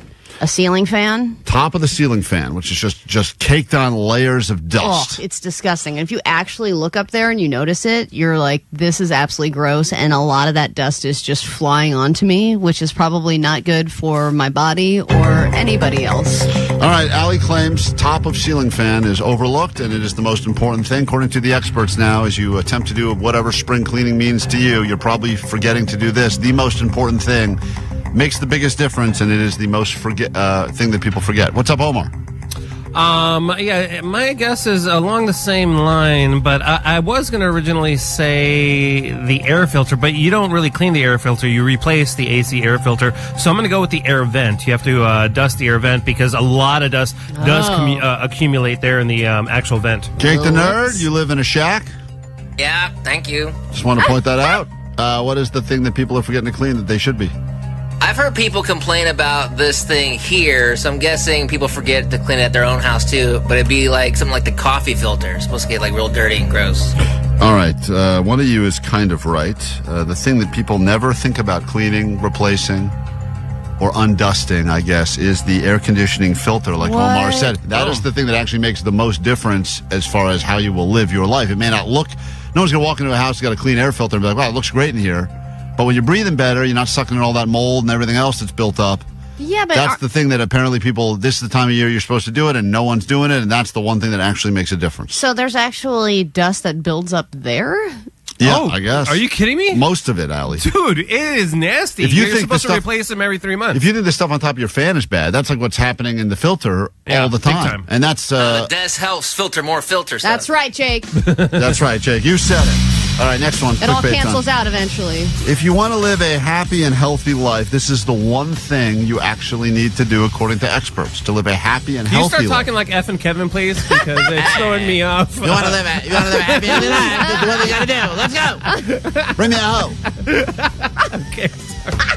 That's how I used to sound Exceeded your expectations. on the radio. Wait till my hair. Once my hair is bleached and I've officially made the transformation from the caterpillar that I was to the butterfly that I will become, then I will bring back the full F and All Kevin right, cool. persona. But we're love going to it. have to start playing a lot more saliva on KROQ. And I'm going to need to buy you some chokers. That's true. All right, Allie, which one is it? This is the one thing, according to experts, advising you that if you want to live a happy, healthy life, you must do this one thing.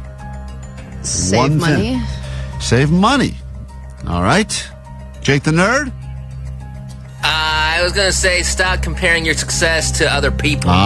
Stop the comparison. Comparison is the Oh, thief come on. of How are you joy. supposed to keep yourself in check? According to the experts, if you want to live a happy, healthy life, lower stress levels, endorphins, boost sleep quality, everything else you need to live a good life, this is the one thing you must do. Omar.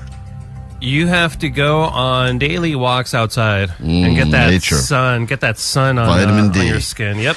You were close. It's not vitamin D, it's actual D. Experts are What? advising people to keep having regular sex if they want to be happy. You are just getting fed these articles nonstop now. Vanessa brought me this one. This wasn't one of mine. Vanessa, this is It's a clickbait. Hello. See, she knows it. Sex is known to improve heart health, lower stress levels, endorphins, boost sleep quality, everything if you're just having more sex. That is according to the Klein's experts. going to have when his hair's all done. I'll be having a lot less sex. I think not. Final clickbait. We'll go with this one as we wrap it up.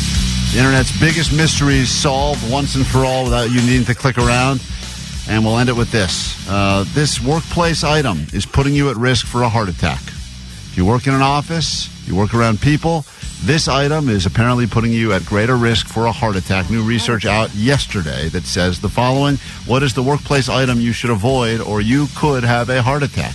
God. Very clickbaitable here. Is it those standing desks? They're killing us all.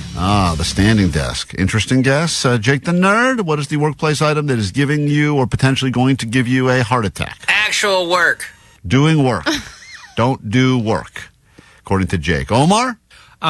Is it hair bleach? Oh, God. Yeah, I'm starting to feel that. Ooh, baby. I'm getting a little lightheaded myself, actually, right now. My No, nostrils you know, are I clear. think I saw this somewhere. I think it's coffee. Omar got it. Office Really? coffee may Yeah, I contain saw that somewhere, higher yeah. levels of cafestol and quaiwal Cafestol? compounds known to elevate the LDL cholesterol compared to coffee anywhere else. So it's the coffee that you have specifically at work, for whatever reason that is worse for you than the coffee you would get elsewhere and putting you at greater risk for a heart attack. That's because all the mold that develops. Probably. We take that coffee a machine. quick break. We're back in a moment with your ADD news. We get into a brand new hour of the show. If you're watching along on YouTube, this morning's a great time to check it out. I'm sitting here with a towel draped around my shoulders like a prize fighter and a head full of bleach. And F and Kevin is going to make his return to the airwaves of KROQ. 20 years since he last did that. It's unbelievable. What a Comes full disaster circle, this is. bringing a tear to my eye. Frosted tips, frosted dips. It's phase 1 of my punishment, continuing next on KROQ. We love being followed by strangers. Yeah. Follow us at Klein Alley Show on Instagram, TikTok, and tell your aunt to follow us on Facebook. KROQ.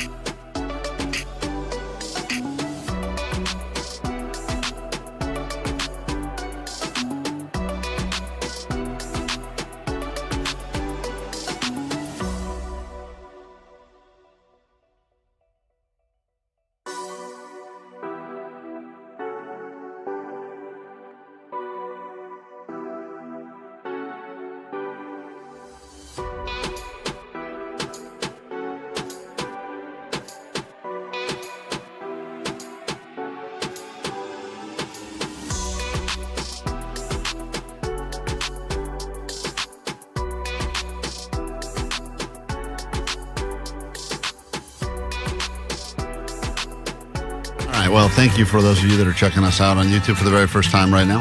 It's going to be a good week to watch because we got Lie Day Friday returning. Lie Detector guy back in studio on Friday. Right now, the chemicals are working. Feeling a little lightheaded and tingly whatnot, but the hair is being bleached as we speak. You can see it happening on KROQ's YouTube. We're going to get into your ADD news in just a moment. Then, kick off a brand new hour of the show, complete with tickets for you to go see Ricky Gervais at the Hollywood Bowl. And someone is having a life experience that I'm super jealous of.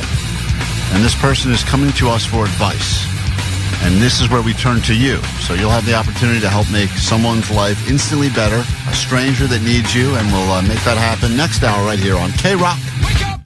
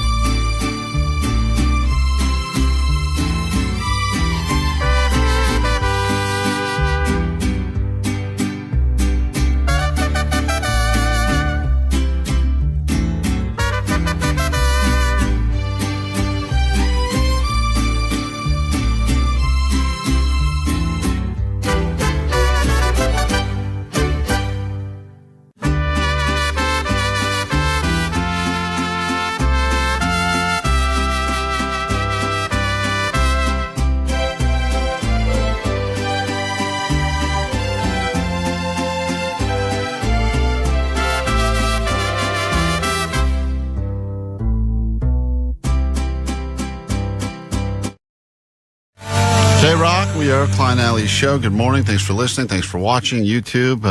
Currently, the bleach is in the hair. Getting ready for frosted tips and frosted dips. If you'd like to join us, Polar Plunge is on Saturday. We'll be heading to Big Bear Lake. This is all part of me losing a bet, but in the process, going to try to raise some money for a good cause. And already close to 2,000. I think we may have just crossed the 2,000 mark. So we're still many thousands away from me piercing my nipples. Just remember that. We're going to cut it off at frosted tips and frosted dips, but not pierced nips just yet. It's hard to keep track of. Let's get to your news right now. I think the chemicals are really seeping into my brain at this point. Let's get into your news now, and then a brand new hour of the show can begin. Grab your Adderall. It's time for ADD News. Just know if it rhymes with dip, we're doing it.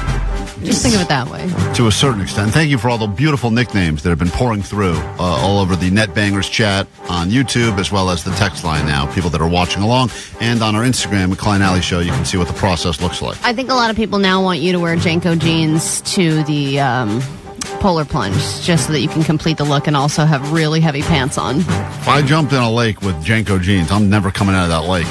So that's fine. Hide my misery once and for all. All right. Who knew just waking up could make you famous? I have tried many different wake-up routines, and they work for a day or two, and then eventually you just give up and let reality set in. But not for this fitness influencer. He is going viral this morning. He's going viral for his morning routine that looks both amazing and miserable at the same time, and it's gotten over 1 billion views. It's a 4-hour morning routine, and this guy's name is Ashton Hall. Like I said, he's a fitness influencer. He gets up at around 3:50. I think he was an NFL guy. I think he was drafted. He played college, from what I could I thought he got drafted. find. I don't know if he ever really played. So he gets up, he takes off his mouth tape and his nose tape, brushes his teeth, drinks some Saratoga sparkling water. He goes outside on his little balcony and does some push-ups and breathes. And then by 4:30, he's in a room meditating, reading the Bible, browsing the internet, shoving his face in a giant bowl of iced Saratoga sparkling water with lemon.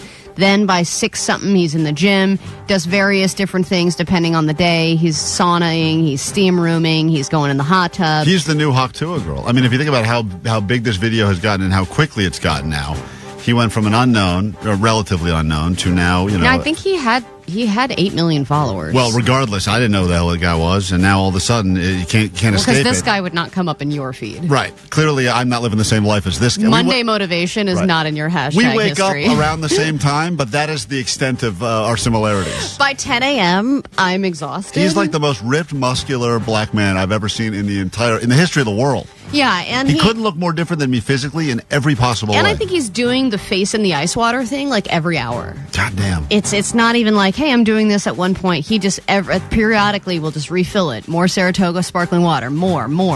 Dip the face. And, you know, he takes moments to like check in with himself. By 9 a.m., he's already like sitting down, getting ready for his day, having breakfast. And I guess his job is like motivating people, because it seems like he's just on Zoom telling people like a life coach style how to live their lives. But once this went viral, people were trying to dupe and recreate his morning routine and sending it to him. And then he took his original post down and was like, I'm here to address the nonsense. So many people are sending me duplicates of my videos. And he said, hear me, listen to me well. You're either going to be a leader or a follower. And it's okay to be either one, but you have to choose. Well, I don't know what kind of person has 4 hours to get ready for the day every morning, but I guess that's why he decides to wake up at 3 in the morning. I don't know when he goes to bed. Well, it's like Mark Wahlberg does the same. Doesn't he get up at like 3 in the morning and he works out, he does all of his stuff. And that's, I mean, his mentality is you can get so much done between 4 a.m. and 8 a.m. because nobody is awake and bothering you. Marky Mark goes to sleep. He goes to sleep at 7:30. Oh, every night he does? Yeah, that's his routine. He has like family time, and then like he has like dinner. He's in bed by like 7:30. Well, and I also think all he eats is like boiled chicken and sweet potatoes. So after you've had dinner, what else is there to live for? I know. I'm very you're like, I guess I'm just gonna go to bed now. This guy's wake up routine seems like a combination of everything that any of your friends have ever said they were doing that they usually gave up on in a few weeks. Well, like and he's a lot doing of them it are all like together. TikTok trends, like the mouth tape and stuff. And then he eats in another video, he eats a banana and then he rubs the peel all over his face. And I'm like, what is this now? Right. Well, weird porn. Yeah. And I bet at this point he could just be like, I'm going to put this in one of my videos and people will just start doing it. All right, let's talk about something more relatable. A mysterious giant blob in the sky. It's a big blue blob. People have theories. It was a big blue spiral that was seen over parts of the UK and Poland and Croatia, and it just kind of zoomed through the sky and then was gone. And, of course, the biggest theory is aliens, but they've already come out and said this is likely from a recent SpaceX launch, and I feel like that is now just the go-to excuse. So much. I told you I had a flight that was coming back, and they said we have to reroute. We're going to go a whole different way because of SpaceX launch. We have to clear the airspace. It's become the excuse for everything. Yes, now. It's like unexplained things. I don't know, SpaceX, and you're just like, okay. Because I don't know how many test flights they're doing. I don't know what they're doing over there. That's why Allie ripped her Tesla badge off her car with her bare hands and put on the new Klein Alley Show badge. Because of SpaceX? SpaceX, another Elon Musk project that she can't stand behind. All right, when it comes to commencement speeches, SoCal colleges, really just it's a question of who's going to get Snoop. And this year, that honor went to USC. He will be doing the commencement for USC Marshall's Business School. He said, and listen to this. I mean, I'm excited to hear his speech because I've never heard him sound so eloquent. I am deeply honored to join USC's Marshall's commencement in celebrating the remarkable achievements of these graduates. Commencement is not just a milestone, it's a launching point. It's about stepping into your purpose, applying what you've learned, and making an impact that matters. I look forward to welcoming them into the next chapter of their journey as leaders, innovators, and change That's makers. not Snoop. That's ChatGPT. Oh, cheesy, mine easy. Yeah, I know. That's ChatGPT. And I'll say there's never probably been a better time to be someone who gets asked to speak at a commencement than right now because you could just type in any ChatGPT, whatever, need a good And it's commencement like blah, speech. blah, blah, change makers. Right, you're the future, blah, blah, blah. Don't let obstacles get in your way, blah, blah, blah. Put your face in ice water, blah, blah, blah. Done and done. By the way, we're very available to do commencement speeches if you'd like. Or Johnny. I think Johnny would be a good year for him to do that. He gives a lot of good quotes. Remember that quote he said about fill your mouth with your boss if you want to get ahead or something like that. We got to get into a brand new hour of the show. We're going to do it right now. Klein Alley Show. 106.7 KROQ FM in HD Pasadena, Los Angeles, Orange County. This is the world famous KROQ. Welcome to KROQ. Welcome to your Wednesday, just after 8 o'clock. Tracy's on the phone right now, has been for some time from the 310. What's up, Tracy? Hey, Klein, I want to tell you your hair is right on trend if you're a high school boy. Oh, great. Great. Well, what if I'm just trying to groom a high school boy? No, we don't do that, but I work at a high school. Great. Well, what if I'm hold on, someone, I think the stream is Sorry, playing. I was refreshing the stream. I have to see your hair from every angle. Allie's listening to the stream now. So you're saying my hair, as ridiculous as it may look on me, a grown-ass man, is actually on trend right now at the high school level? Okay, for the last year, the Edgars are bleaching the tips of their Edgar haircuts to be blonde on the top. So You're an come to Edgar. high school, you're in. Great. I'm going to go back to high school then. I'm going to Billy Madison this thing. All right, well, thank you. Yeah, you can see what's going on right now as I'm in phase one of paying off my bet. Frosted tips is phase one. I'm starting to see the color of your hair change. Really? Mm-hmm. Great. So cool. Frosted dips will be phase two. That'll be on Saturday. If you'd like to join us, details in the link on our Klein Alley Show Instagram bio. And thank you for all of the kind and not so kind words that are pouring through on the text line as well as the live chat happening on YouTube as we speak. This hour on the show. Lots going on. We have a very exciting update from one of our listeners that we set up during Single Person Spotlight. They have some big news to share with us. I can't wait to find out what that is. But more importantly, I think this is as good as it gets. Allie claims that she knows someone that has just, for the first time in her entire life, gotten a Costco membership. I thought this would be a nice gift to you, Klein. I know you're going to have a bit of a hard time today, Yeah, and I thank just you. thought this would be nice for you to, crack a Costco virgin. This is someone who's not only never been a membership, I don't think ever been to a Costco before and decided it's time to member up. And, Well, I think she tried to go and got a little overwhelmed. So she needs a lot of advice because she doesn't understand what to do with this Costco card. That's, as you say, so hard to get. It's you got to know someone. But Costco is like Vegas. I think you've got the people that are real lovers, will go any time of the day for any reason because they just love it, and the people that stay away because they are overwhelmed and they hate it. Like Jake. Right. So anyway, we're going to help her out and probably use some of your advice as well. It's all coming up this hour on KROQ.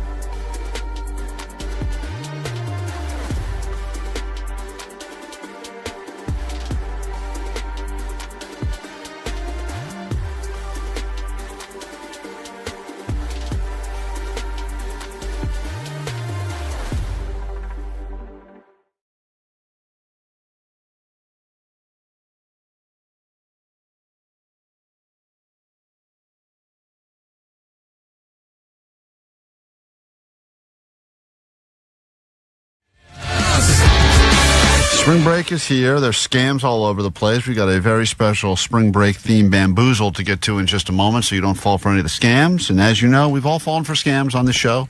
Some more than others. Let's not point fingers as to who's fallen for the most scams recently. But it does happen. And just when you think you're outsmarted the scamsters, they come up with a new way to get you. And that's why we bring you Bamboozled.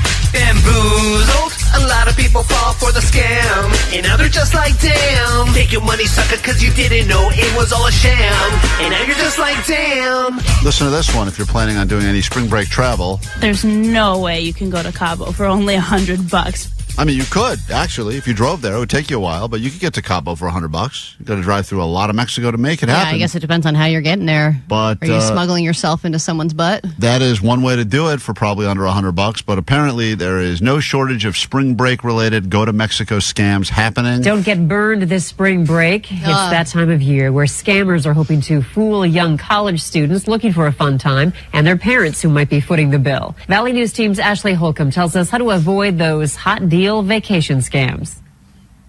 Listen, she sounds so happy. She sure does, and I think that take that, college bitches. Yeah, little sluts. Guess what? You're getting scammed. Whores. It's spring break, and you can't wait to put your feet in the sand. That's not what they're doing. That's all I want for spring break. It's not about the alcohol or the sex. Right. It's about the sand. Everything is packed and ready to go until your nightmare becomes a reality. Oh, boy. Cool. This is the scam that people are falling for. The bargain getaway you booked is unfortunately a scam. I would fall for this. You thought, listen, you see the pictures, you see the brochure, maybe you see the website, you go, this is great, and all we got to do is throw in a couple $100 each. I still get suckered into some of this stuff where it's like a flight deal. I'm looking for a cheap flight or a hotel package or something, and then I end up on some website or like I don't know what the hell this is. I'd be pissed because I'd be really excited for my trip. That's a college kid. That's a college kid right there. I'd be pissed because I'm excited for my trip. That it doesn't exhaust. I'd be pissed because I'd be really excited for my trip. Yeah, there she goes. She's not falling for not scams. because of the money. No. NDSU student Marie Speakman has made big trips on her own in the past. No, she's a big girl now. She can make big trips all by herself. She goes on trips. But she still falls for the scams. But still worries about getting scammed. So how can you avoid a vacation ripoff? Experts say Googling cheap spring break travel is the first mistake on for a many 70s style victims. keyboard is the first mistake. Apparently, if you do search the term cheap spring break travel, which you are I've done, more likely to be offered with a scam than something that's real. And that is where they get you because you go, all right, look, I don't want to spend a lot. And they know that if your goal is let's plan something, but let's do it on the cheap, that you're more likely to get overexcited about the cheapness of it, that you don't even actually do the proper vetting. And this is what she says. There's so many sites out there. I even looked after hearing the story. I looked and I wanted to see how many of them are legitimate versus are probably scams.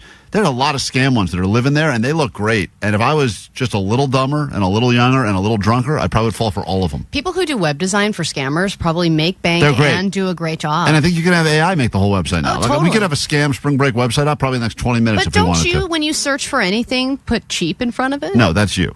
Oh. That's you, El It's not Cheapo. just sunglasses, it's cheap sunglasses. Right. Cheap car If you use the reviews just on their website, we don't know who actually wrote those reviews. So Those are the biggest scams that people fall for. Like 4-star review, Judy T, who said, best trip ever. Cool. check a couple different sources. And know the average cost for leaving the country. Traveling to places like Mexico or the Caribbean may be more than you think.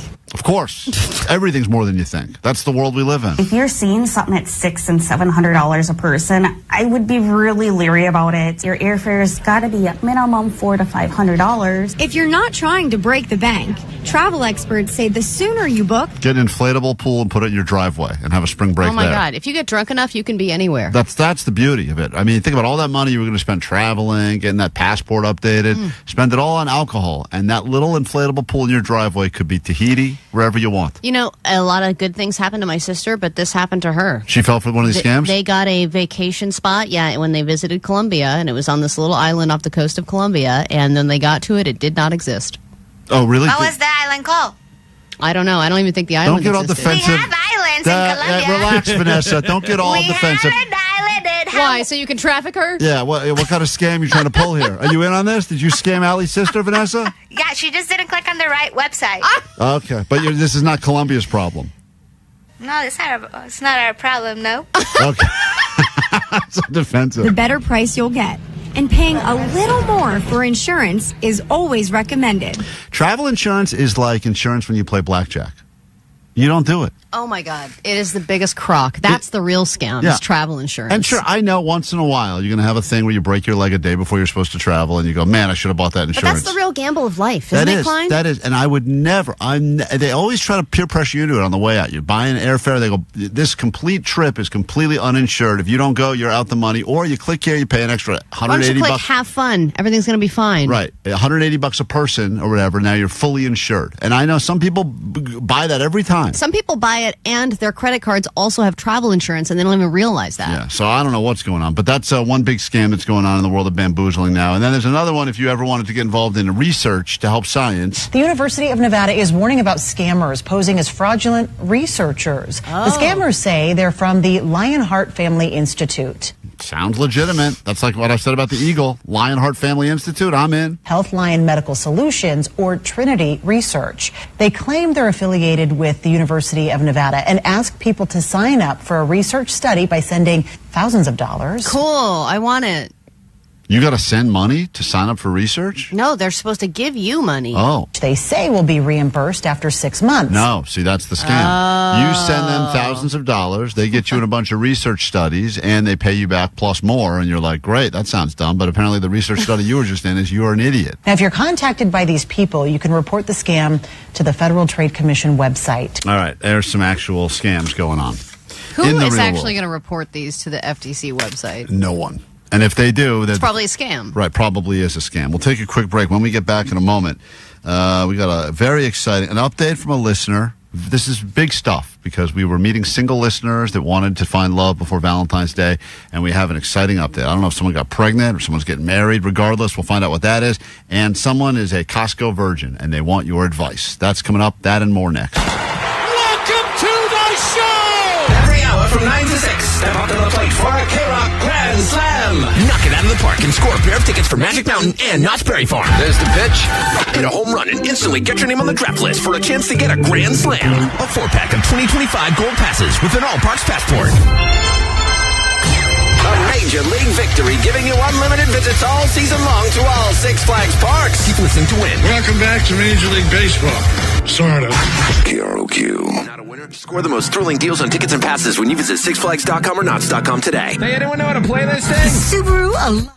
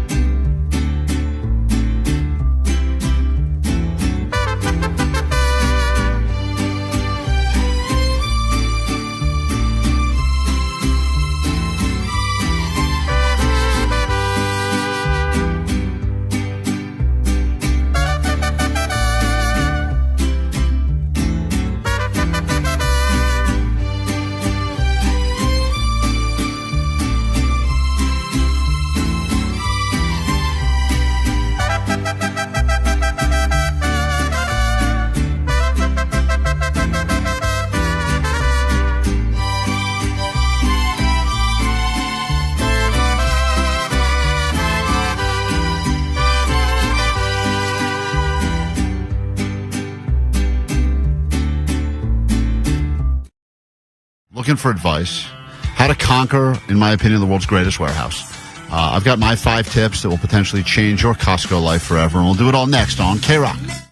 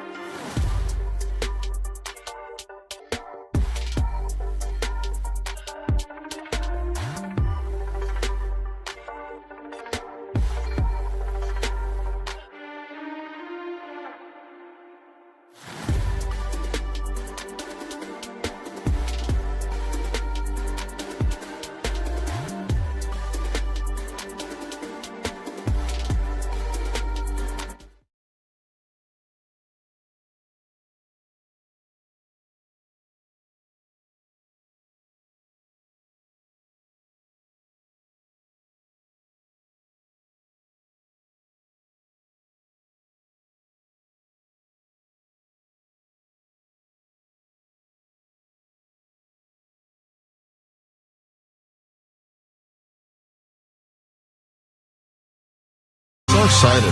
KROQ, Klein Alley Show. Think about a thing you do regularly, you kind of take for granted at this point, but then someone's going to experience it for the very first time. Maybe it's some food you've eaten that you know how good it is. Out-of-towners in visiting. They've never had LA sushi before. Or they've never had just something like a real good bacon-wrapped hot dog from outside of, that maybe they're from the Midwest. And you get to experience all the joys that they get. The first time you experienced it, you got to get to relive that. I was at Disneyland over the weekend with someone that had never been before. Oh, really? And to watch, my kids have gotten a bit jaded to it now. I mean, they still love it, but they've been a few times. Yeah, but they still don't know that it's open in the evening. They do so not. That's going to be a huge turning point. Never been there past 3:30. Never been there past 3:30. I'm out the gate, and I tell them we got to get out quickly before they lock us in. I say they don't have no idea. After the parade, we're out of there. They claim that they've heard there's fireworks there. I said it's rumors. They don't exist. But eventually they will learn about that. But for right now, it's cool to live vicariously through someone else, especially when they get those first-time feels.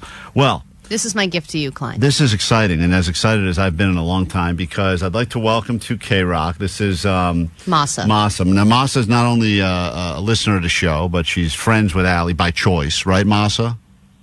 That's correct. Okay. I do love that girl. I won't hold any of that against you, but you are, for the first time in your entire life, about to become a member at, forget about Soho House, forget about all these other fancy Exclusive places. clubs. She is becoming a member at the greatest club that ever was and ever will be, and that is Costco.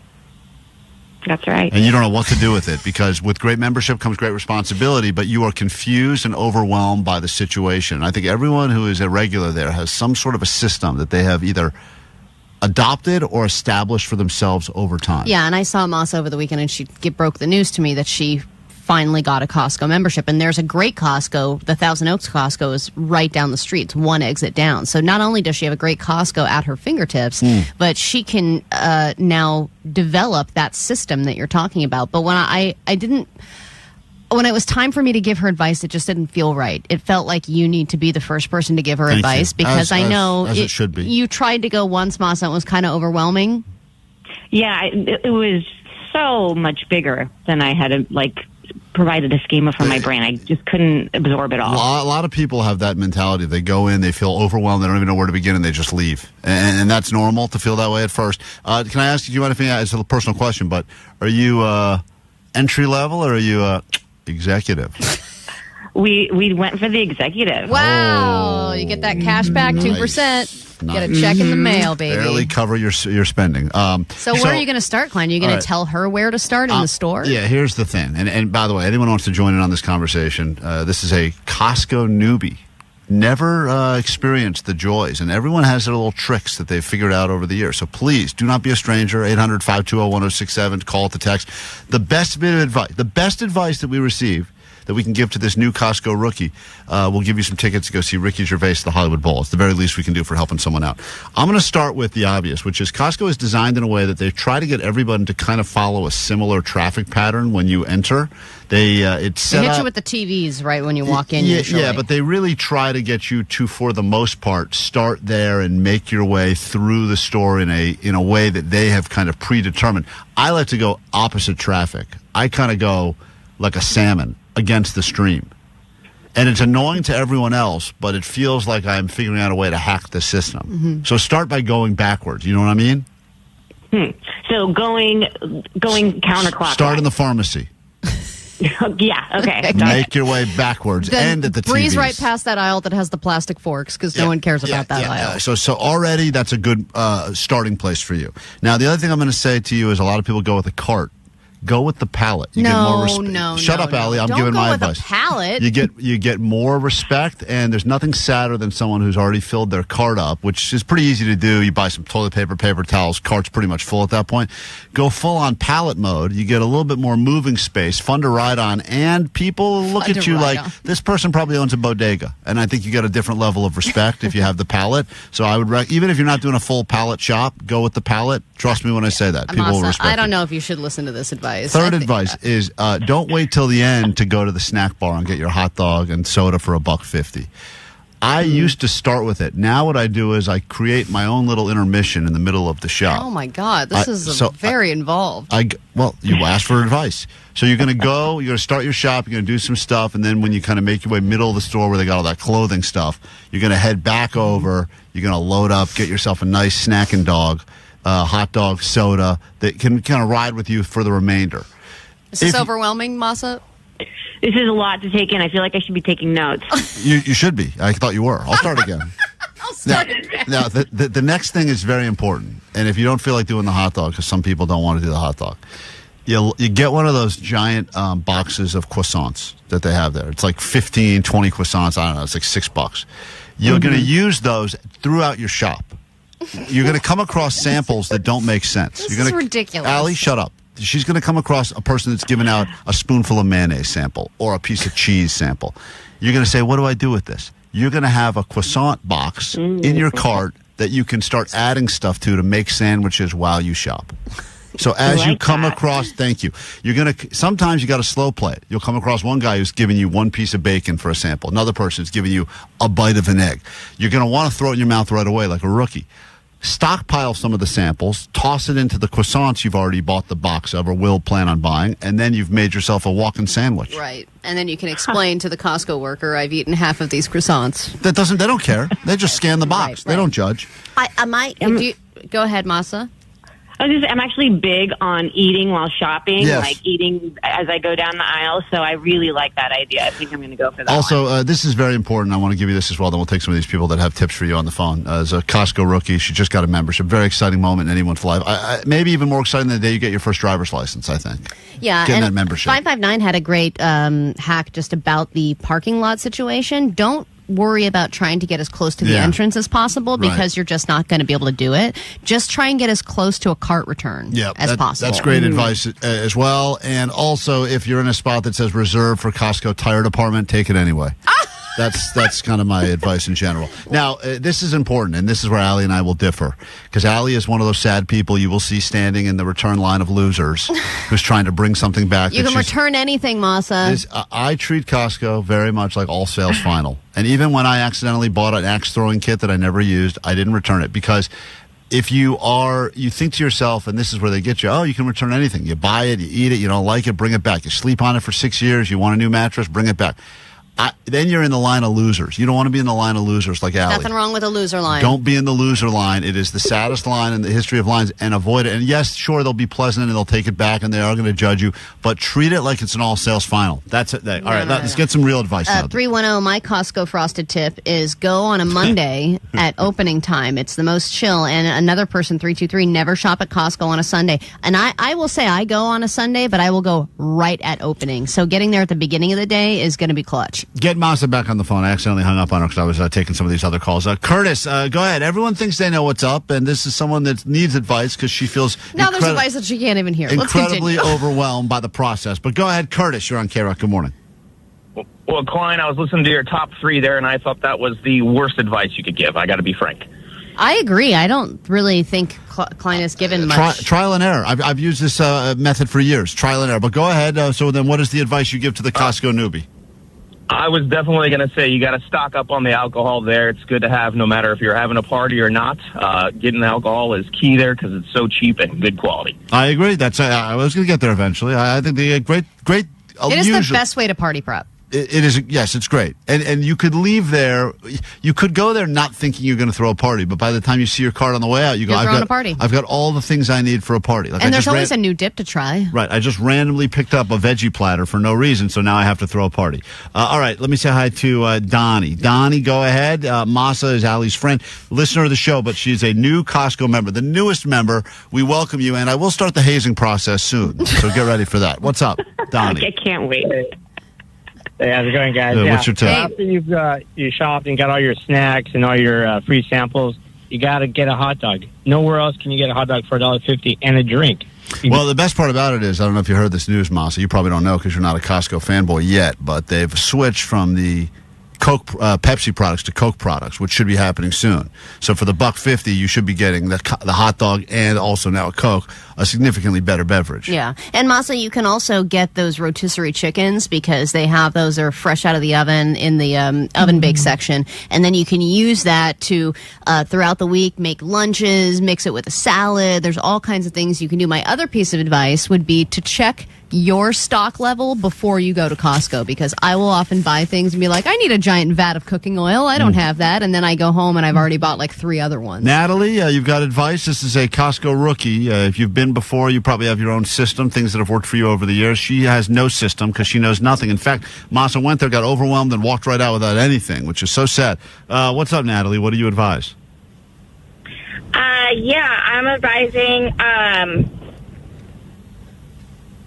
Cool. I like where you're going. I like where you're going. Sample. It is over. It is overwhelming. Natalie, you cut out if you were trying to say something. Going twice. And gone. And there goes Natalie. She said, Natalie's advice, which I'm reading right here, because if you don't budget your trip there, you will blow through all of your money. Having a budget is impossible. Because you'll see some giant inflatable water slide in the middle, and you're like, I did come here for Advil, but I'm going to leave with that. We'll continue with this. We got more show to get to next on KROQ.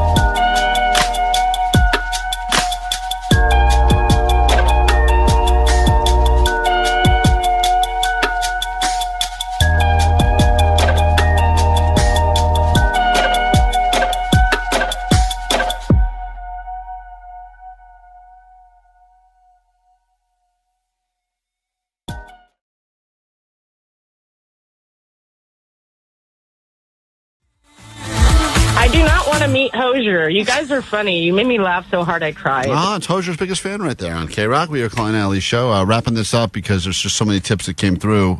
Do not want to steer Allie's friend wrong. Masa, listener of the show, but more importantly, newest member of Costco, and people have a love-hate relationship with that place.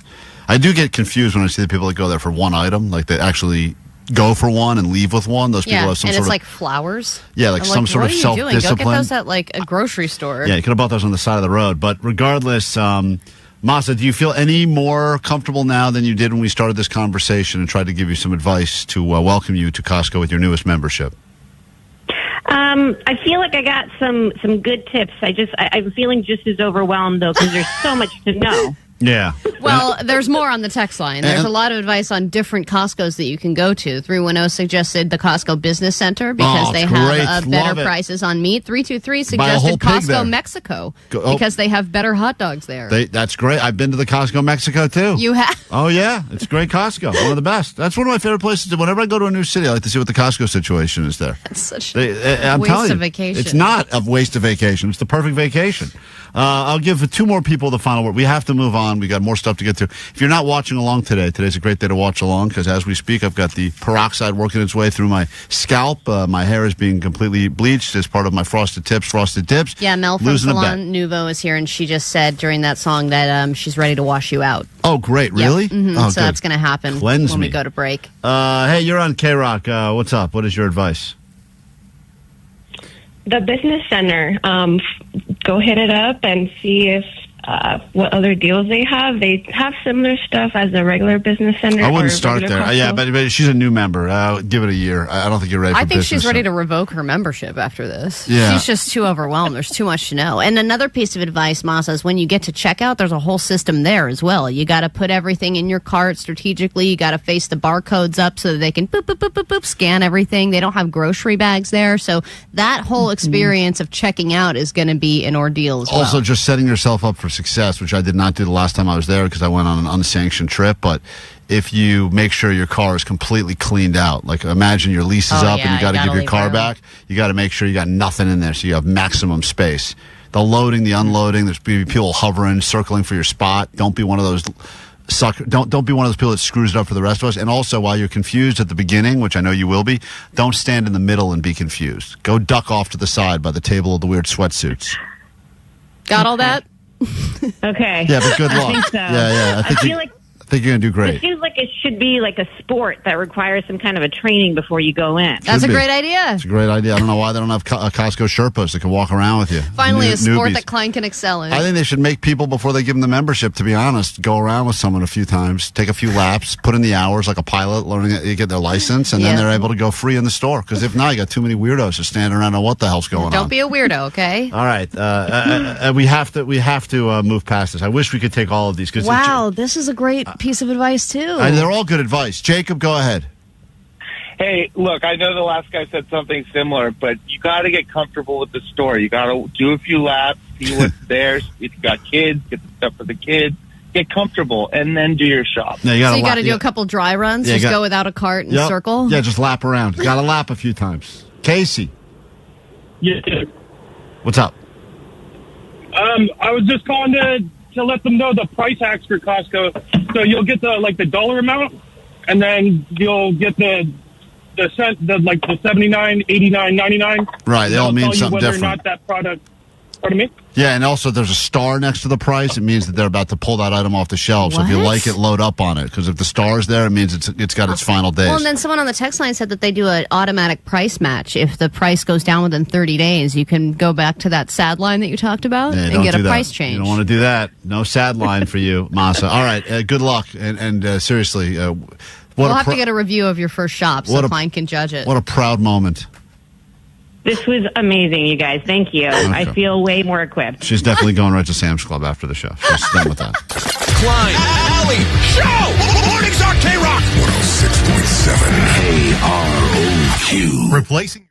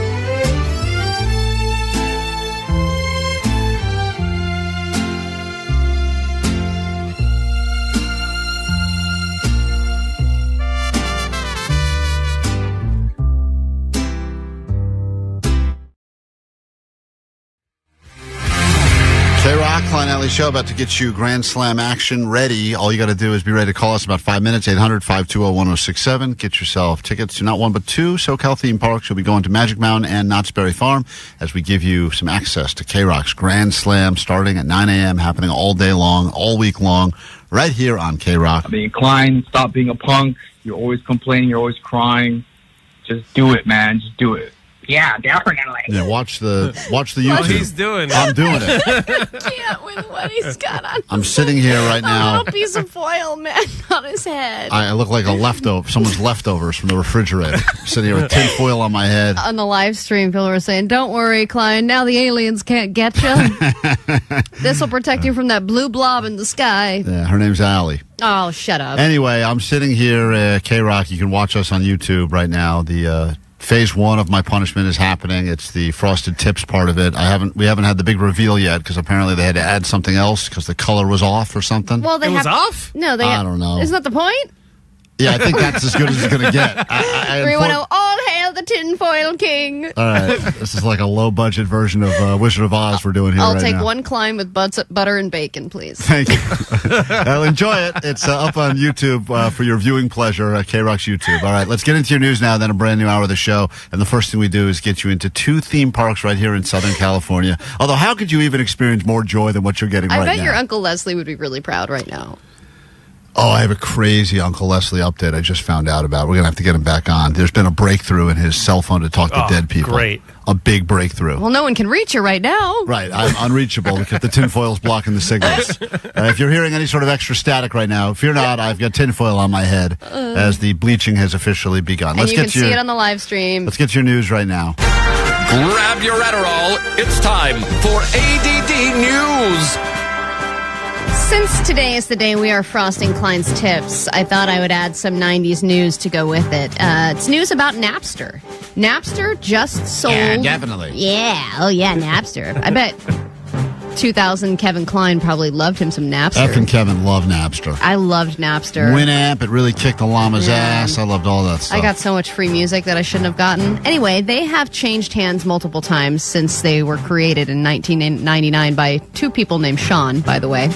And it just sold again for over $200 million. And it's hard to believe that so many stores from the 90s and 2000s are gone. R.I.P. Circuit City and Fry's. But Claire's and Napster are the ones that have survived. Yeah, it's and not amazing. only have Claire's they has survived, survived. You can buy all of everything at Claire's is buy one, get 15 free. I know. I don't know how that store does anything. For some reason, My kids love Claire's. Claire's is thriving, and so is Napster. I don't think they even have a cash register at Claire's. You walk in, they pierce you for free in the window, and then you pick up any trinket and they give you 40 more free. I actually walked into a Claire's business model's I crazy. wanted to get one earring. I have one earring on my left ear, and I was like, hey, I need this one earring for this thing. And she basically told me, like, only really children come in here. I know.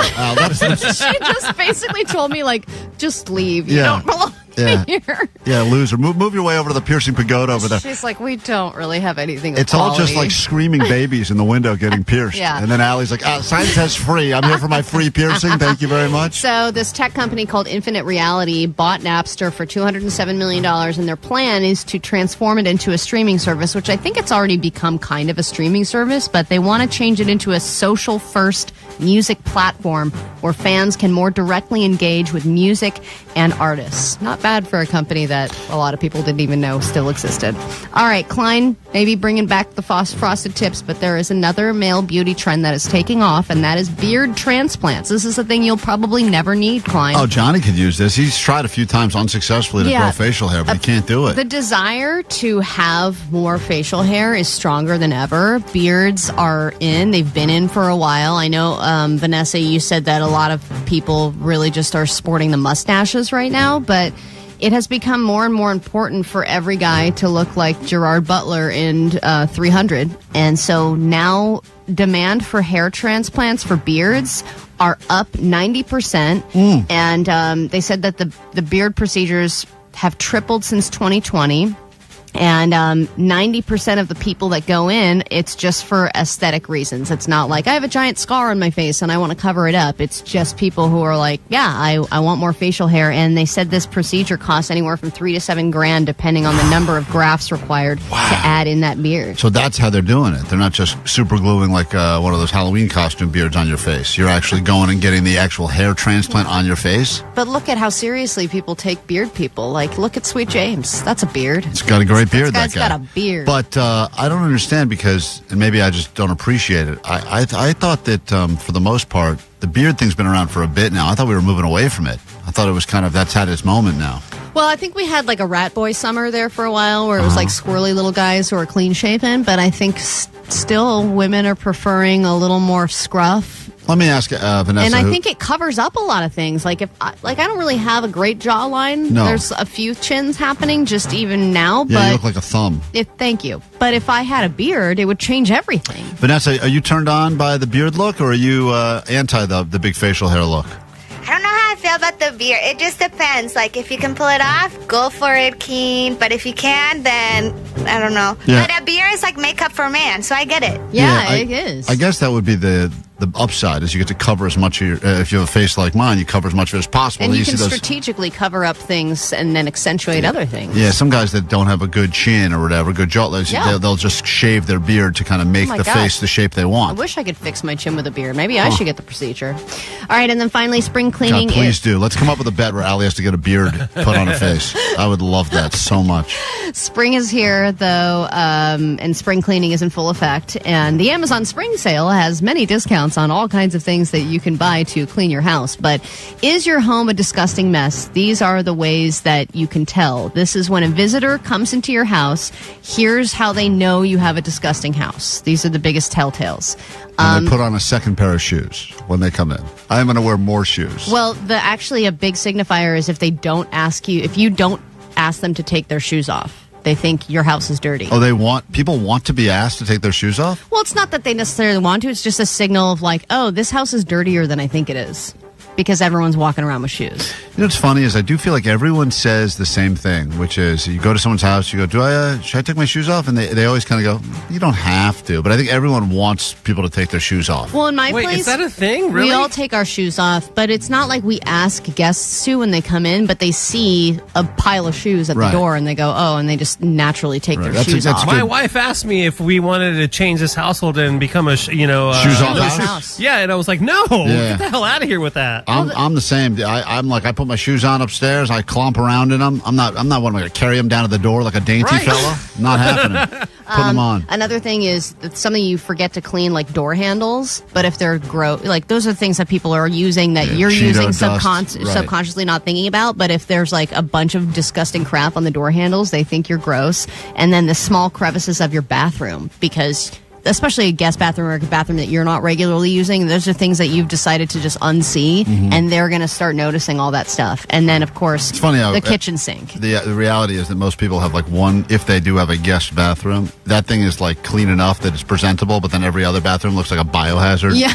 Totally. But then there's the one, so just keep one bar of soap, make it look nice, and one hand towel. I know. You're Everything like, else don't is go chaos. into the other, don't go past there, don't do it. All right, we get into a brand new hour of the show right now, and the very first thing we do is give you tickets. Caller 20, 800-520-1067, Grand Slam in your future. Here we go. 106.7 KROQ FM in HD Pasadena, Los Angeles, Orange County. This is the world famous KROQ. Any lame radio station could give you just a pair of tickets to one theme park, but that's not the case now because it's KROQ's Grand Slam week all week long.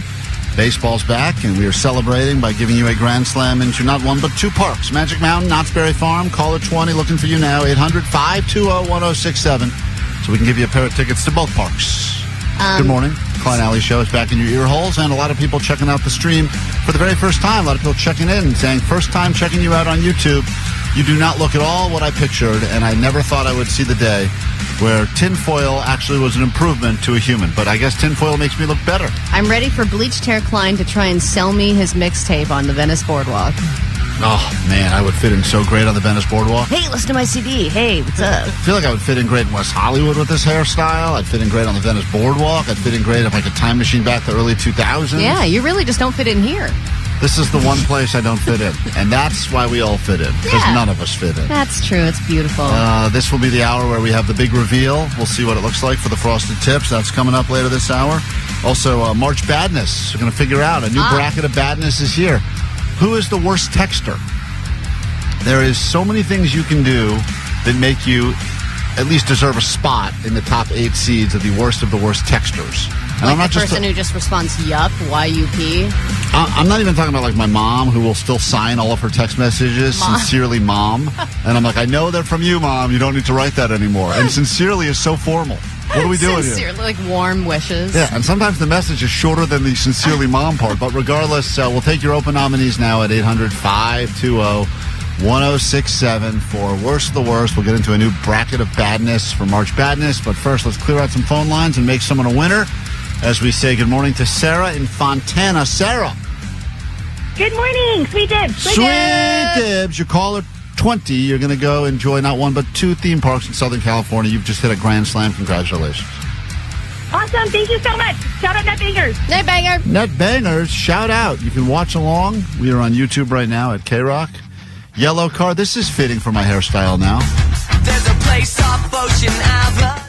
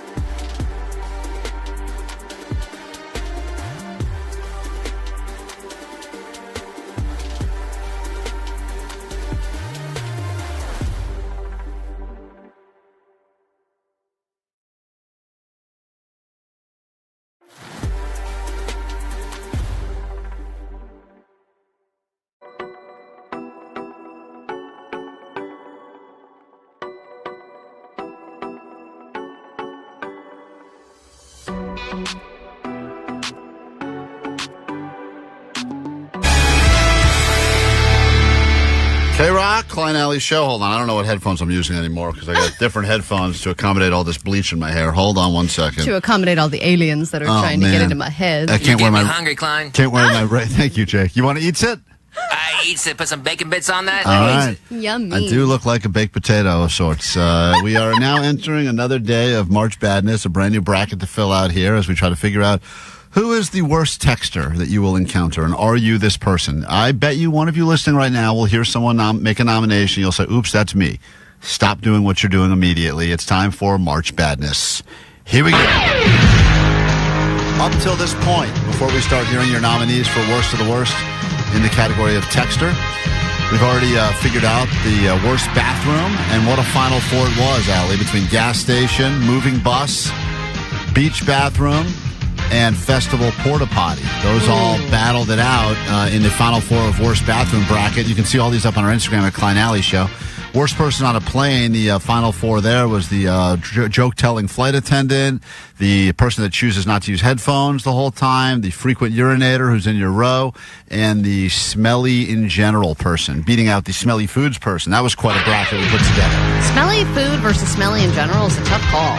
In the worst dads bracket, your Final Four broke down to the intense sports dad, the dad with hidden secret families, which applies to Omar but other people. Yep. Apparently, that's a big one.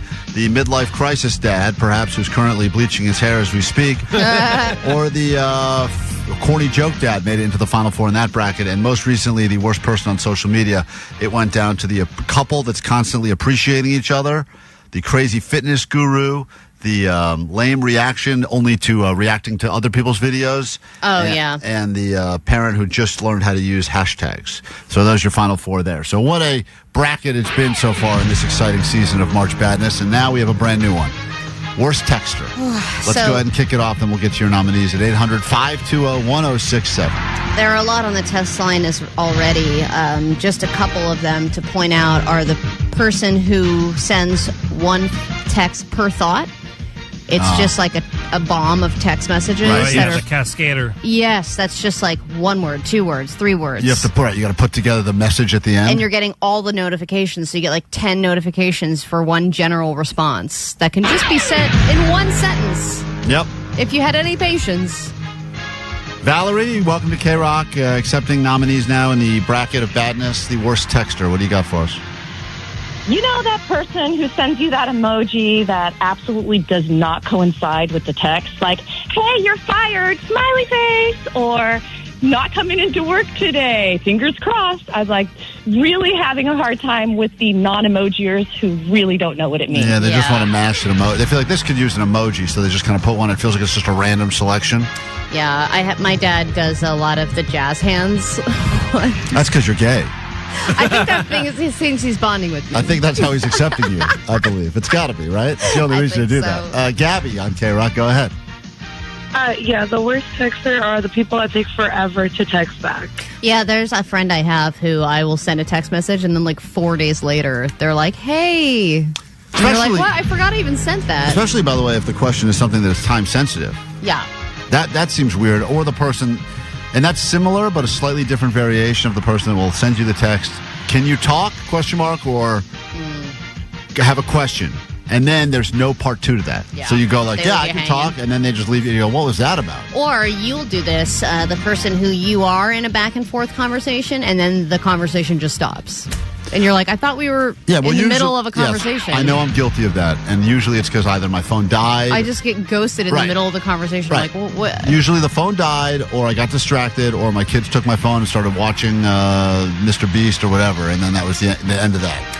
Or what about when you're kind of like, texting back and forth and you think the exchange has ended, but still it looks like you're going to send something. Yeah, exactly. And then they don't exit the text. I know. That's such a good one because you're like, what are we doing here? I don't want to be talking to you all day. Right? We can only pick the 8 worst here as we put together another bracket, which will be posted soon on Klein Alley Show. So we are accepting your nominees in the worst of the worst bracket for texting. Susie on KROQ, good morning. Good morning. I hate people who start sending a text and you can see like they're typing and then they never send it. Yeah, the bubble. Oh my God, bubble, nothing. Then they forget and walk away. And sometimes you're left on bubble mode for a while. Yeah, and then you're like, can we Any minute now. 949 wanted to nominate the person that does LOL after literally every single sentence. That is so many LOLs. One of my least favorite. And sometimes you get a double. You get an LOL sure, dinner sounds fun, LOL. Yeah. And you go, neither one of those made sense. Why do we double up on the LOLs? Right. Oh, is dinner not happening now? Is that sarcasm? I don't know. How about the one of my least favorites, because I'm in the middle of two of these right now, is I am in two different group texts, but there's just two people that are having a conversation with each other, and there's about 6 others that are just sitting in this group text. But they have no awareness of that. Yeah, they haven't switched to a side text. They just are continuing, and it's strictly a conversation about two people back and forth, and the rest of us are just sitting there, and it is so incredibly frustrating. Also on the text line is in the group text, the over-giffer. The one who will just send GIFs over and over and over again, and they're usually super dated, like from The Office and stuff like that, and you're like, okay, enough. Like, we don't have to send a GIF for everything.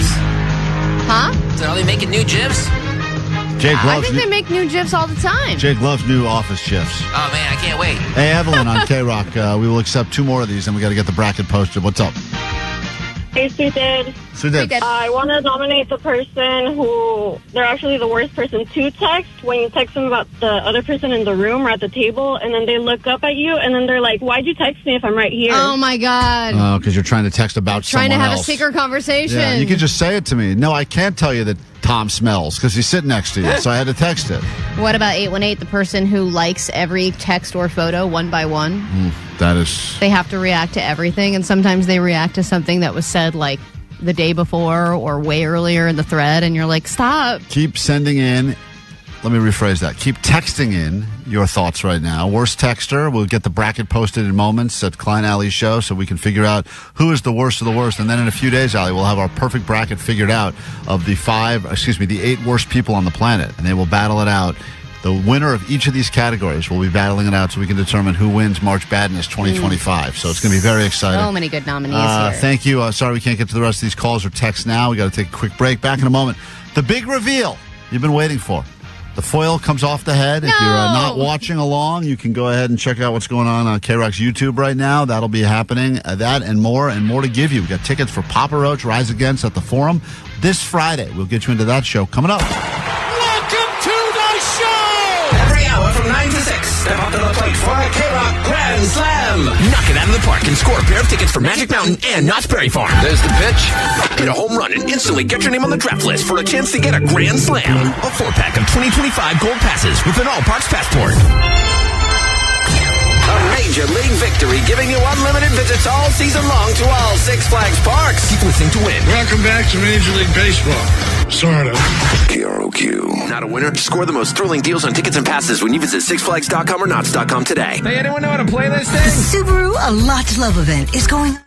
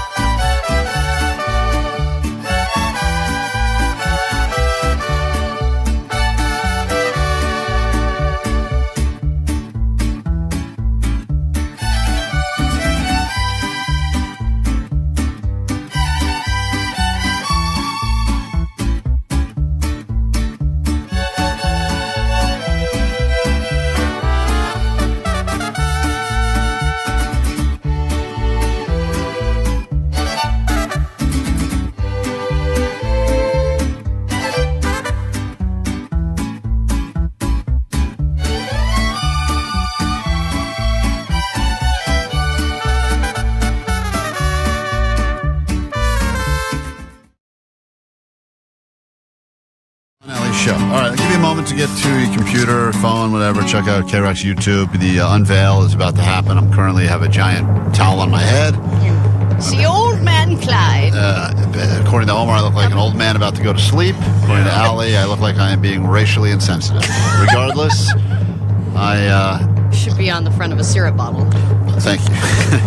That is. You look like a Smurf. All right, well, great. There's a lot of things I look like. Guys, I didn't realize, and by the way, mad respect for women that go through this with their hair on a regular basis. Thank you, yes. I thought when my wife would tell me she was going to get her hair done, I wouldn't see her for a couple days at a time. I assumed she was having a full-on affair somewhere else. No. I didn't realize that it was a real deal process, and with her thing, it's hair, it's coloring, it's sometimes the haircuts are broken up into pieces. She's like, oh, today it's not going to be long, it's just a cut.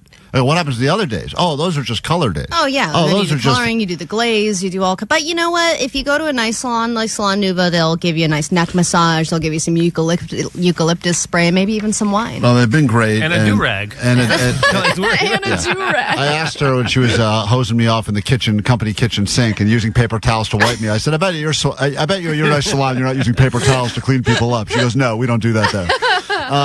This is all part of what's happening on Saturday, which is the Polar Plunge. I'll be jumping into Big Bear Lake. We're going to raise some money for a good cause. A lot of people are going to be there. Hundreds, maybe thousands of people jumping in the lake, or at least standing by to point and mock the people that are jumping in the lake. And I know a lot of people really just want to see me in misery. Hey, Sweet Tips. This is Angelo. I'm calling because, and I quote, Klein said on today's show at the end, if a listener donates a couple hundo, I'll do whatever he wants for the listener wants for the Polar Plunge. I'm going to donate $200 right now, and I would love to see Klein wear the banana hammock with a super crazy hairy merkin. Okay, I'm the one that texted that idea as well, so I'm going to donate right now, and you got to do it. All right, a lot of people have been texting in merkin throughout the show today. I thought that was like $1,000 keyword or something. So anyway, we'll see what happens. So edgy if they did merkin as a keyword. Before we can do the frosted dip, we had to do the frosted tip. So here we go. For the first time in 20 years, F and Kevin will return. They're about to unveil my look now by removing the towel. And we'll see exactly what we have here. The inspiration was somewhere between Sugar Ray, Guy Fieri, and I don't know. Stop talking. Your voice is killing me. Oh, that's F and Kevin for you. All right, whenever you're ready to show the YouTubers, and if you're just listening to this now, I'm sure there's plenty of pictures and footage going up on our Instagram. This is now the new Frosted Tips Klein. Oh. F and Kevin's back. Wow. What do you think? Klein. Oh, Jesus. Here's the Sugar Ray. This looks good. See? I'm telling you. Ooh. It kind of has a little fade on it. Like it's blonde and then kind of goes into like a darker blonde at the end. All right. She's already styling it. It looks great. Oh, any excuse to play more subtle. Sugar Ray on KROQ. It's subtle? Yeah. Do you know what the word subtle means? She could have frosted your entire head. She frosted the front, and then it kind of fades out. It looks good. Yeah, this isn't even a punishment. This sucks. Your opinion doesn't matter, Allie, because you're a gay lesbian. But I want to hear what Vanessa says. Who's a straight lady.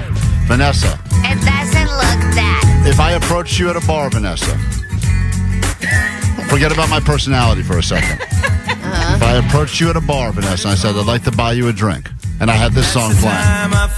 I'll just be like, your hair cannot look better than mine, sir. No, thank you. Oh, so she would still turn me down. Let me ask the professionals. Can we get one of these stylists, please, on the microphone? I want to, now that they've seen their work. I haven't seen this yet, but can I see? I haven't even seen what I look like yet. You want to see what you look like? Not really. You know what? I don't. I actually would rather not. It really doesn't look that bad.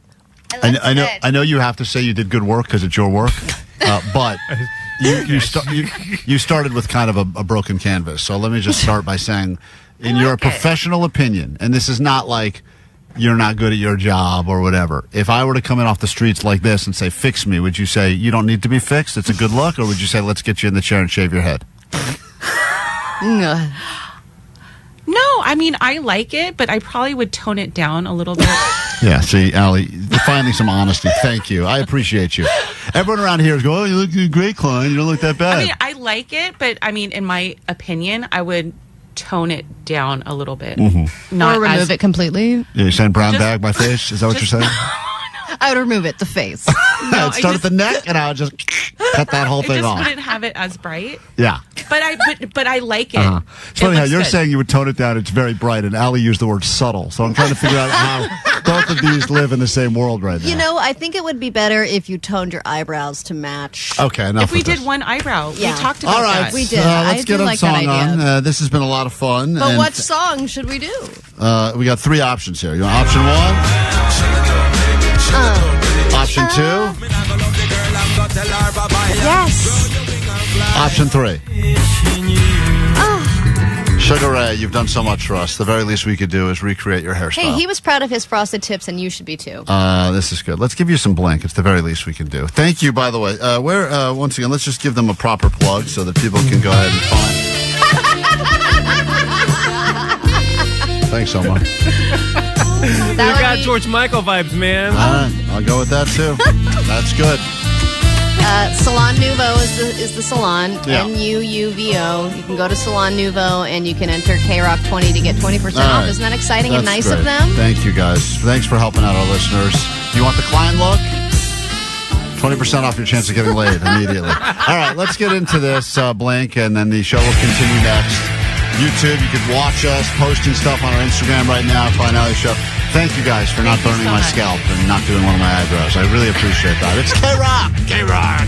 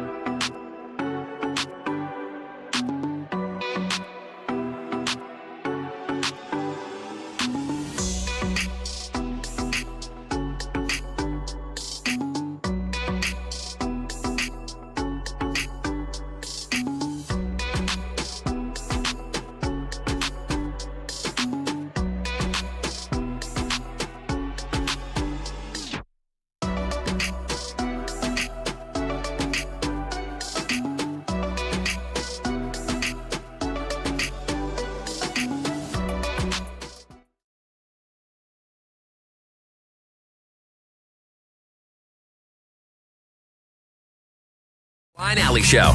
They actually care about you, unlike Ryan Seacrest. It's true. Klein Alley Show. Mornings on KROQ. KROQ.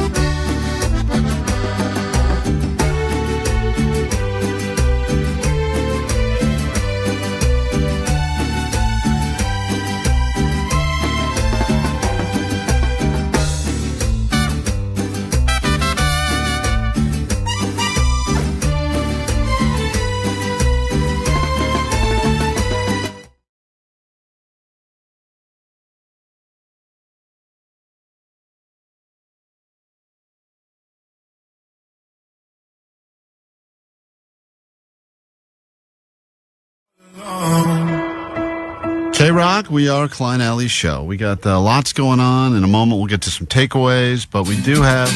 Thank you. Well, I guess it would be nice. Great. Wonderful. If I could touch your body. Yeah, okay. No, not everybody. Wonderful. This is the best day.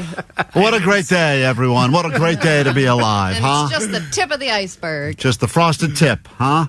We're jumping in the Cold Lake on Saturday if you want to join us. All the details for Big Bear Polar Plunge up on our socials. Love you to come out and support. If not support, you can at least mock. Yeah, we're almost at the 2K mark, and our link is in the bio All right. if you want to sign up. Great. Do you remember a listener we met during Single Person Spotlight? His name was Eddie. Do you remember him at all, Allie? I do. He's on our phone You right should now. know a fellow Edgar. Something he wants to help. I'm an Edgar now, apparently. So, yo, what's up? Hey, Sweet Divots. Sweet Divots. So we met you back in February, and you were a single person that was looking for anything at all because you had almost given up completely on the apps, correct? Correct, yeah, and I had that horrible throw-up car story where first date, girl threw up in my car. Yeah. And were you the short guy? Yeah, 4'11" to be exact. No, Right. I'm kidding, I'm 5'5". 5 what? 5'5". 5'5", and we said you were 4'11". Because everyone adds a couple inches, so if someone says they're 5'5", Allie, you know that means Well, they're probably... that's why you say you're 6 feet. I never said I'm 6 feet. I said I'm 5'11", which I am 5'11". That means you're 5'9". It does not mean anything. All right, forget it. It's about Eddie, not about me. Eddie, what's the exciting update? Because we talked to quite a few of these single people, and they all went on a few dates, but we didn't think anything came of it. Yeah, so I'll be honest, I didn't expect anything to come from this. Like, I was like, okay, let's see what's going to happen. And then you guys introduced me to somebody, and she's pretty cool. We've been going on for a date for more than a little bit of a month. And, it totally took me by surprise. So I want to say thank you guys.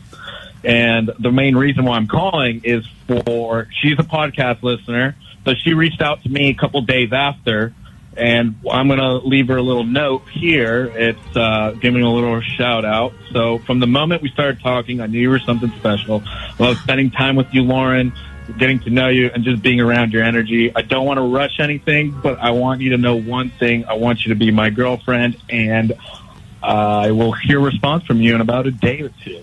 So a little Easter egg for her. Wow, I'm goosebumped up right now. Hold on, I didn't even know that was about to happen. So you just prepared a statement, and you're asking your, I guess, maybe future girlfriend to be, I guess, exclusive, right? Is that the term we're using these days? Exactly. So you're saying you want her to no longer bang other dudes. Do you think there's other guys in the picture or no?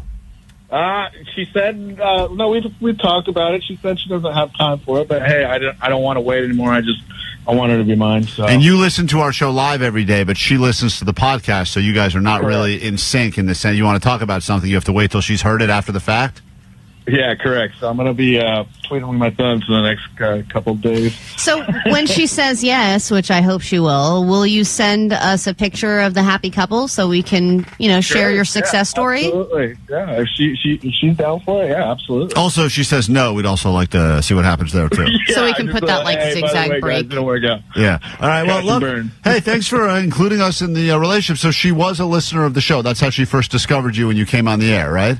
Correct. Yep. She's listening to you guys through the podcast. I love it. Nothing makes me happier, Allie, than two listeners to the show finding each other, having only one thing in common, which is this monstrosity, bad taste in radio, and now their relationship is, I'm sure, look, if he wants to go exclusive with her, she's probably great in bed. Oh, yeah. And so I'm sure everything from the beginning, you've just been smitten and you want this to last. But could you see yourself marrying this person? I mean, I plead the fifth. I mean, too soon to say that. But yeah. Why don't you write another little speech and give that over the radio? Make this count. Why don't you propose to her? All right. Listen, Eddie, congratulations. Let us know how it goes. That's so cool to know that now people listening to this are already like 2 days ahead of this girl who's going to hear this in the podcast. You go, that's me they're talking about. And any other listeners with secret messages. Yeah, bring them to us. Yeah, a little Easter egg, right? All right. Eddie, thanks for calling, dude. Appreciate you. Be well. Yep. Thank you for including us. Means a lot. All right. Takeaways from today's show. Then let's get officially the hell out of here so I can go get a hat. All right. What do we got, Allie? 818, my takeaway is when in doubt, add Snoop. When in doubt, just got to add Snoop to the equation, and your product and or graduation is off to a great start. 213, my takeaway is Allie is a snowflake libtard. Yep, and we have Allie saying that earlier today, which we'll be using a lot. 310, my takeaway is Klein's a part of the Edward crew. What up, Eds? 562, my takeaway is, even if you take away Klein's personality, Vanessa would still reject him. That hurts less, I think. I mean, if she said she would hook up with me physically but wouldn't after getting to know me, that would hurt more. So I like that she's rejecting me equally on both fronts. And 909, my takeaway is, Klein is pretty fly for a white guy. Thank you. Thank you, 909. I'll take that as a compliment. All right, what is your takeaway from today's show, Jake the Nerd? Oh, Malibu Most Wanted, I got something good for you here. What just happened there? Malibu Most Wanted is what he called you. Oh, okay, got it. Yeah, go ahead. You have a takeaway, or was that it? No, first suds is nothing compared to first toilet. First toilet trumps first suds every day of the week. Sorry for that open house. I ruined your bathroom. Gross. Allie, got a takeaway? My takeaway is, Klein's into superstition, black cats and voodoo dolls. Okay. He's got a premonition. This girl's gonna make him fall. Okay, great. Can't wait to shave this. Living la vida loca. I got it. I'm Ricky Martin. Great. Thank you. Omar, got a takeaway? You look like a low-budget M&M. All right. Great. Stan. My name's Stan. Get it right. All right, have a great day. Do it tomorrow. Try to do it better. If you need us in the meantime, there's a GOAT line open for you now, 844-956 GOAT. You can check out the show today, everything you may have missed, including my transformation, metamorphosis. You're like a beautiful butterfly, a check gay it all butterfly. out on YouTube. I'll be in West Hollywood for the next 2 weeks until this grows out. All right, have a great day. Do it tomorrow. Bye.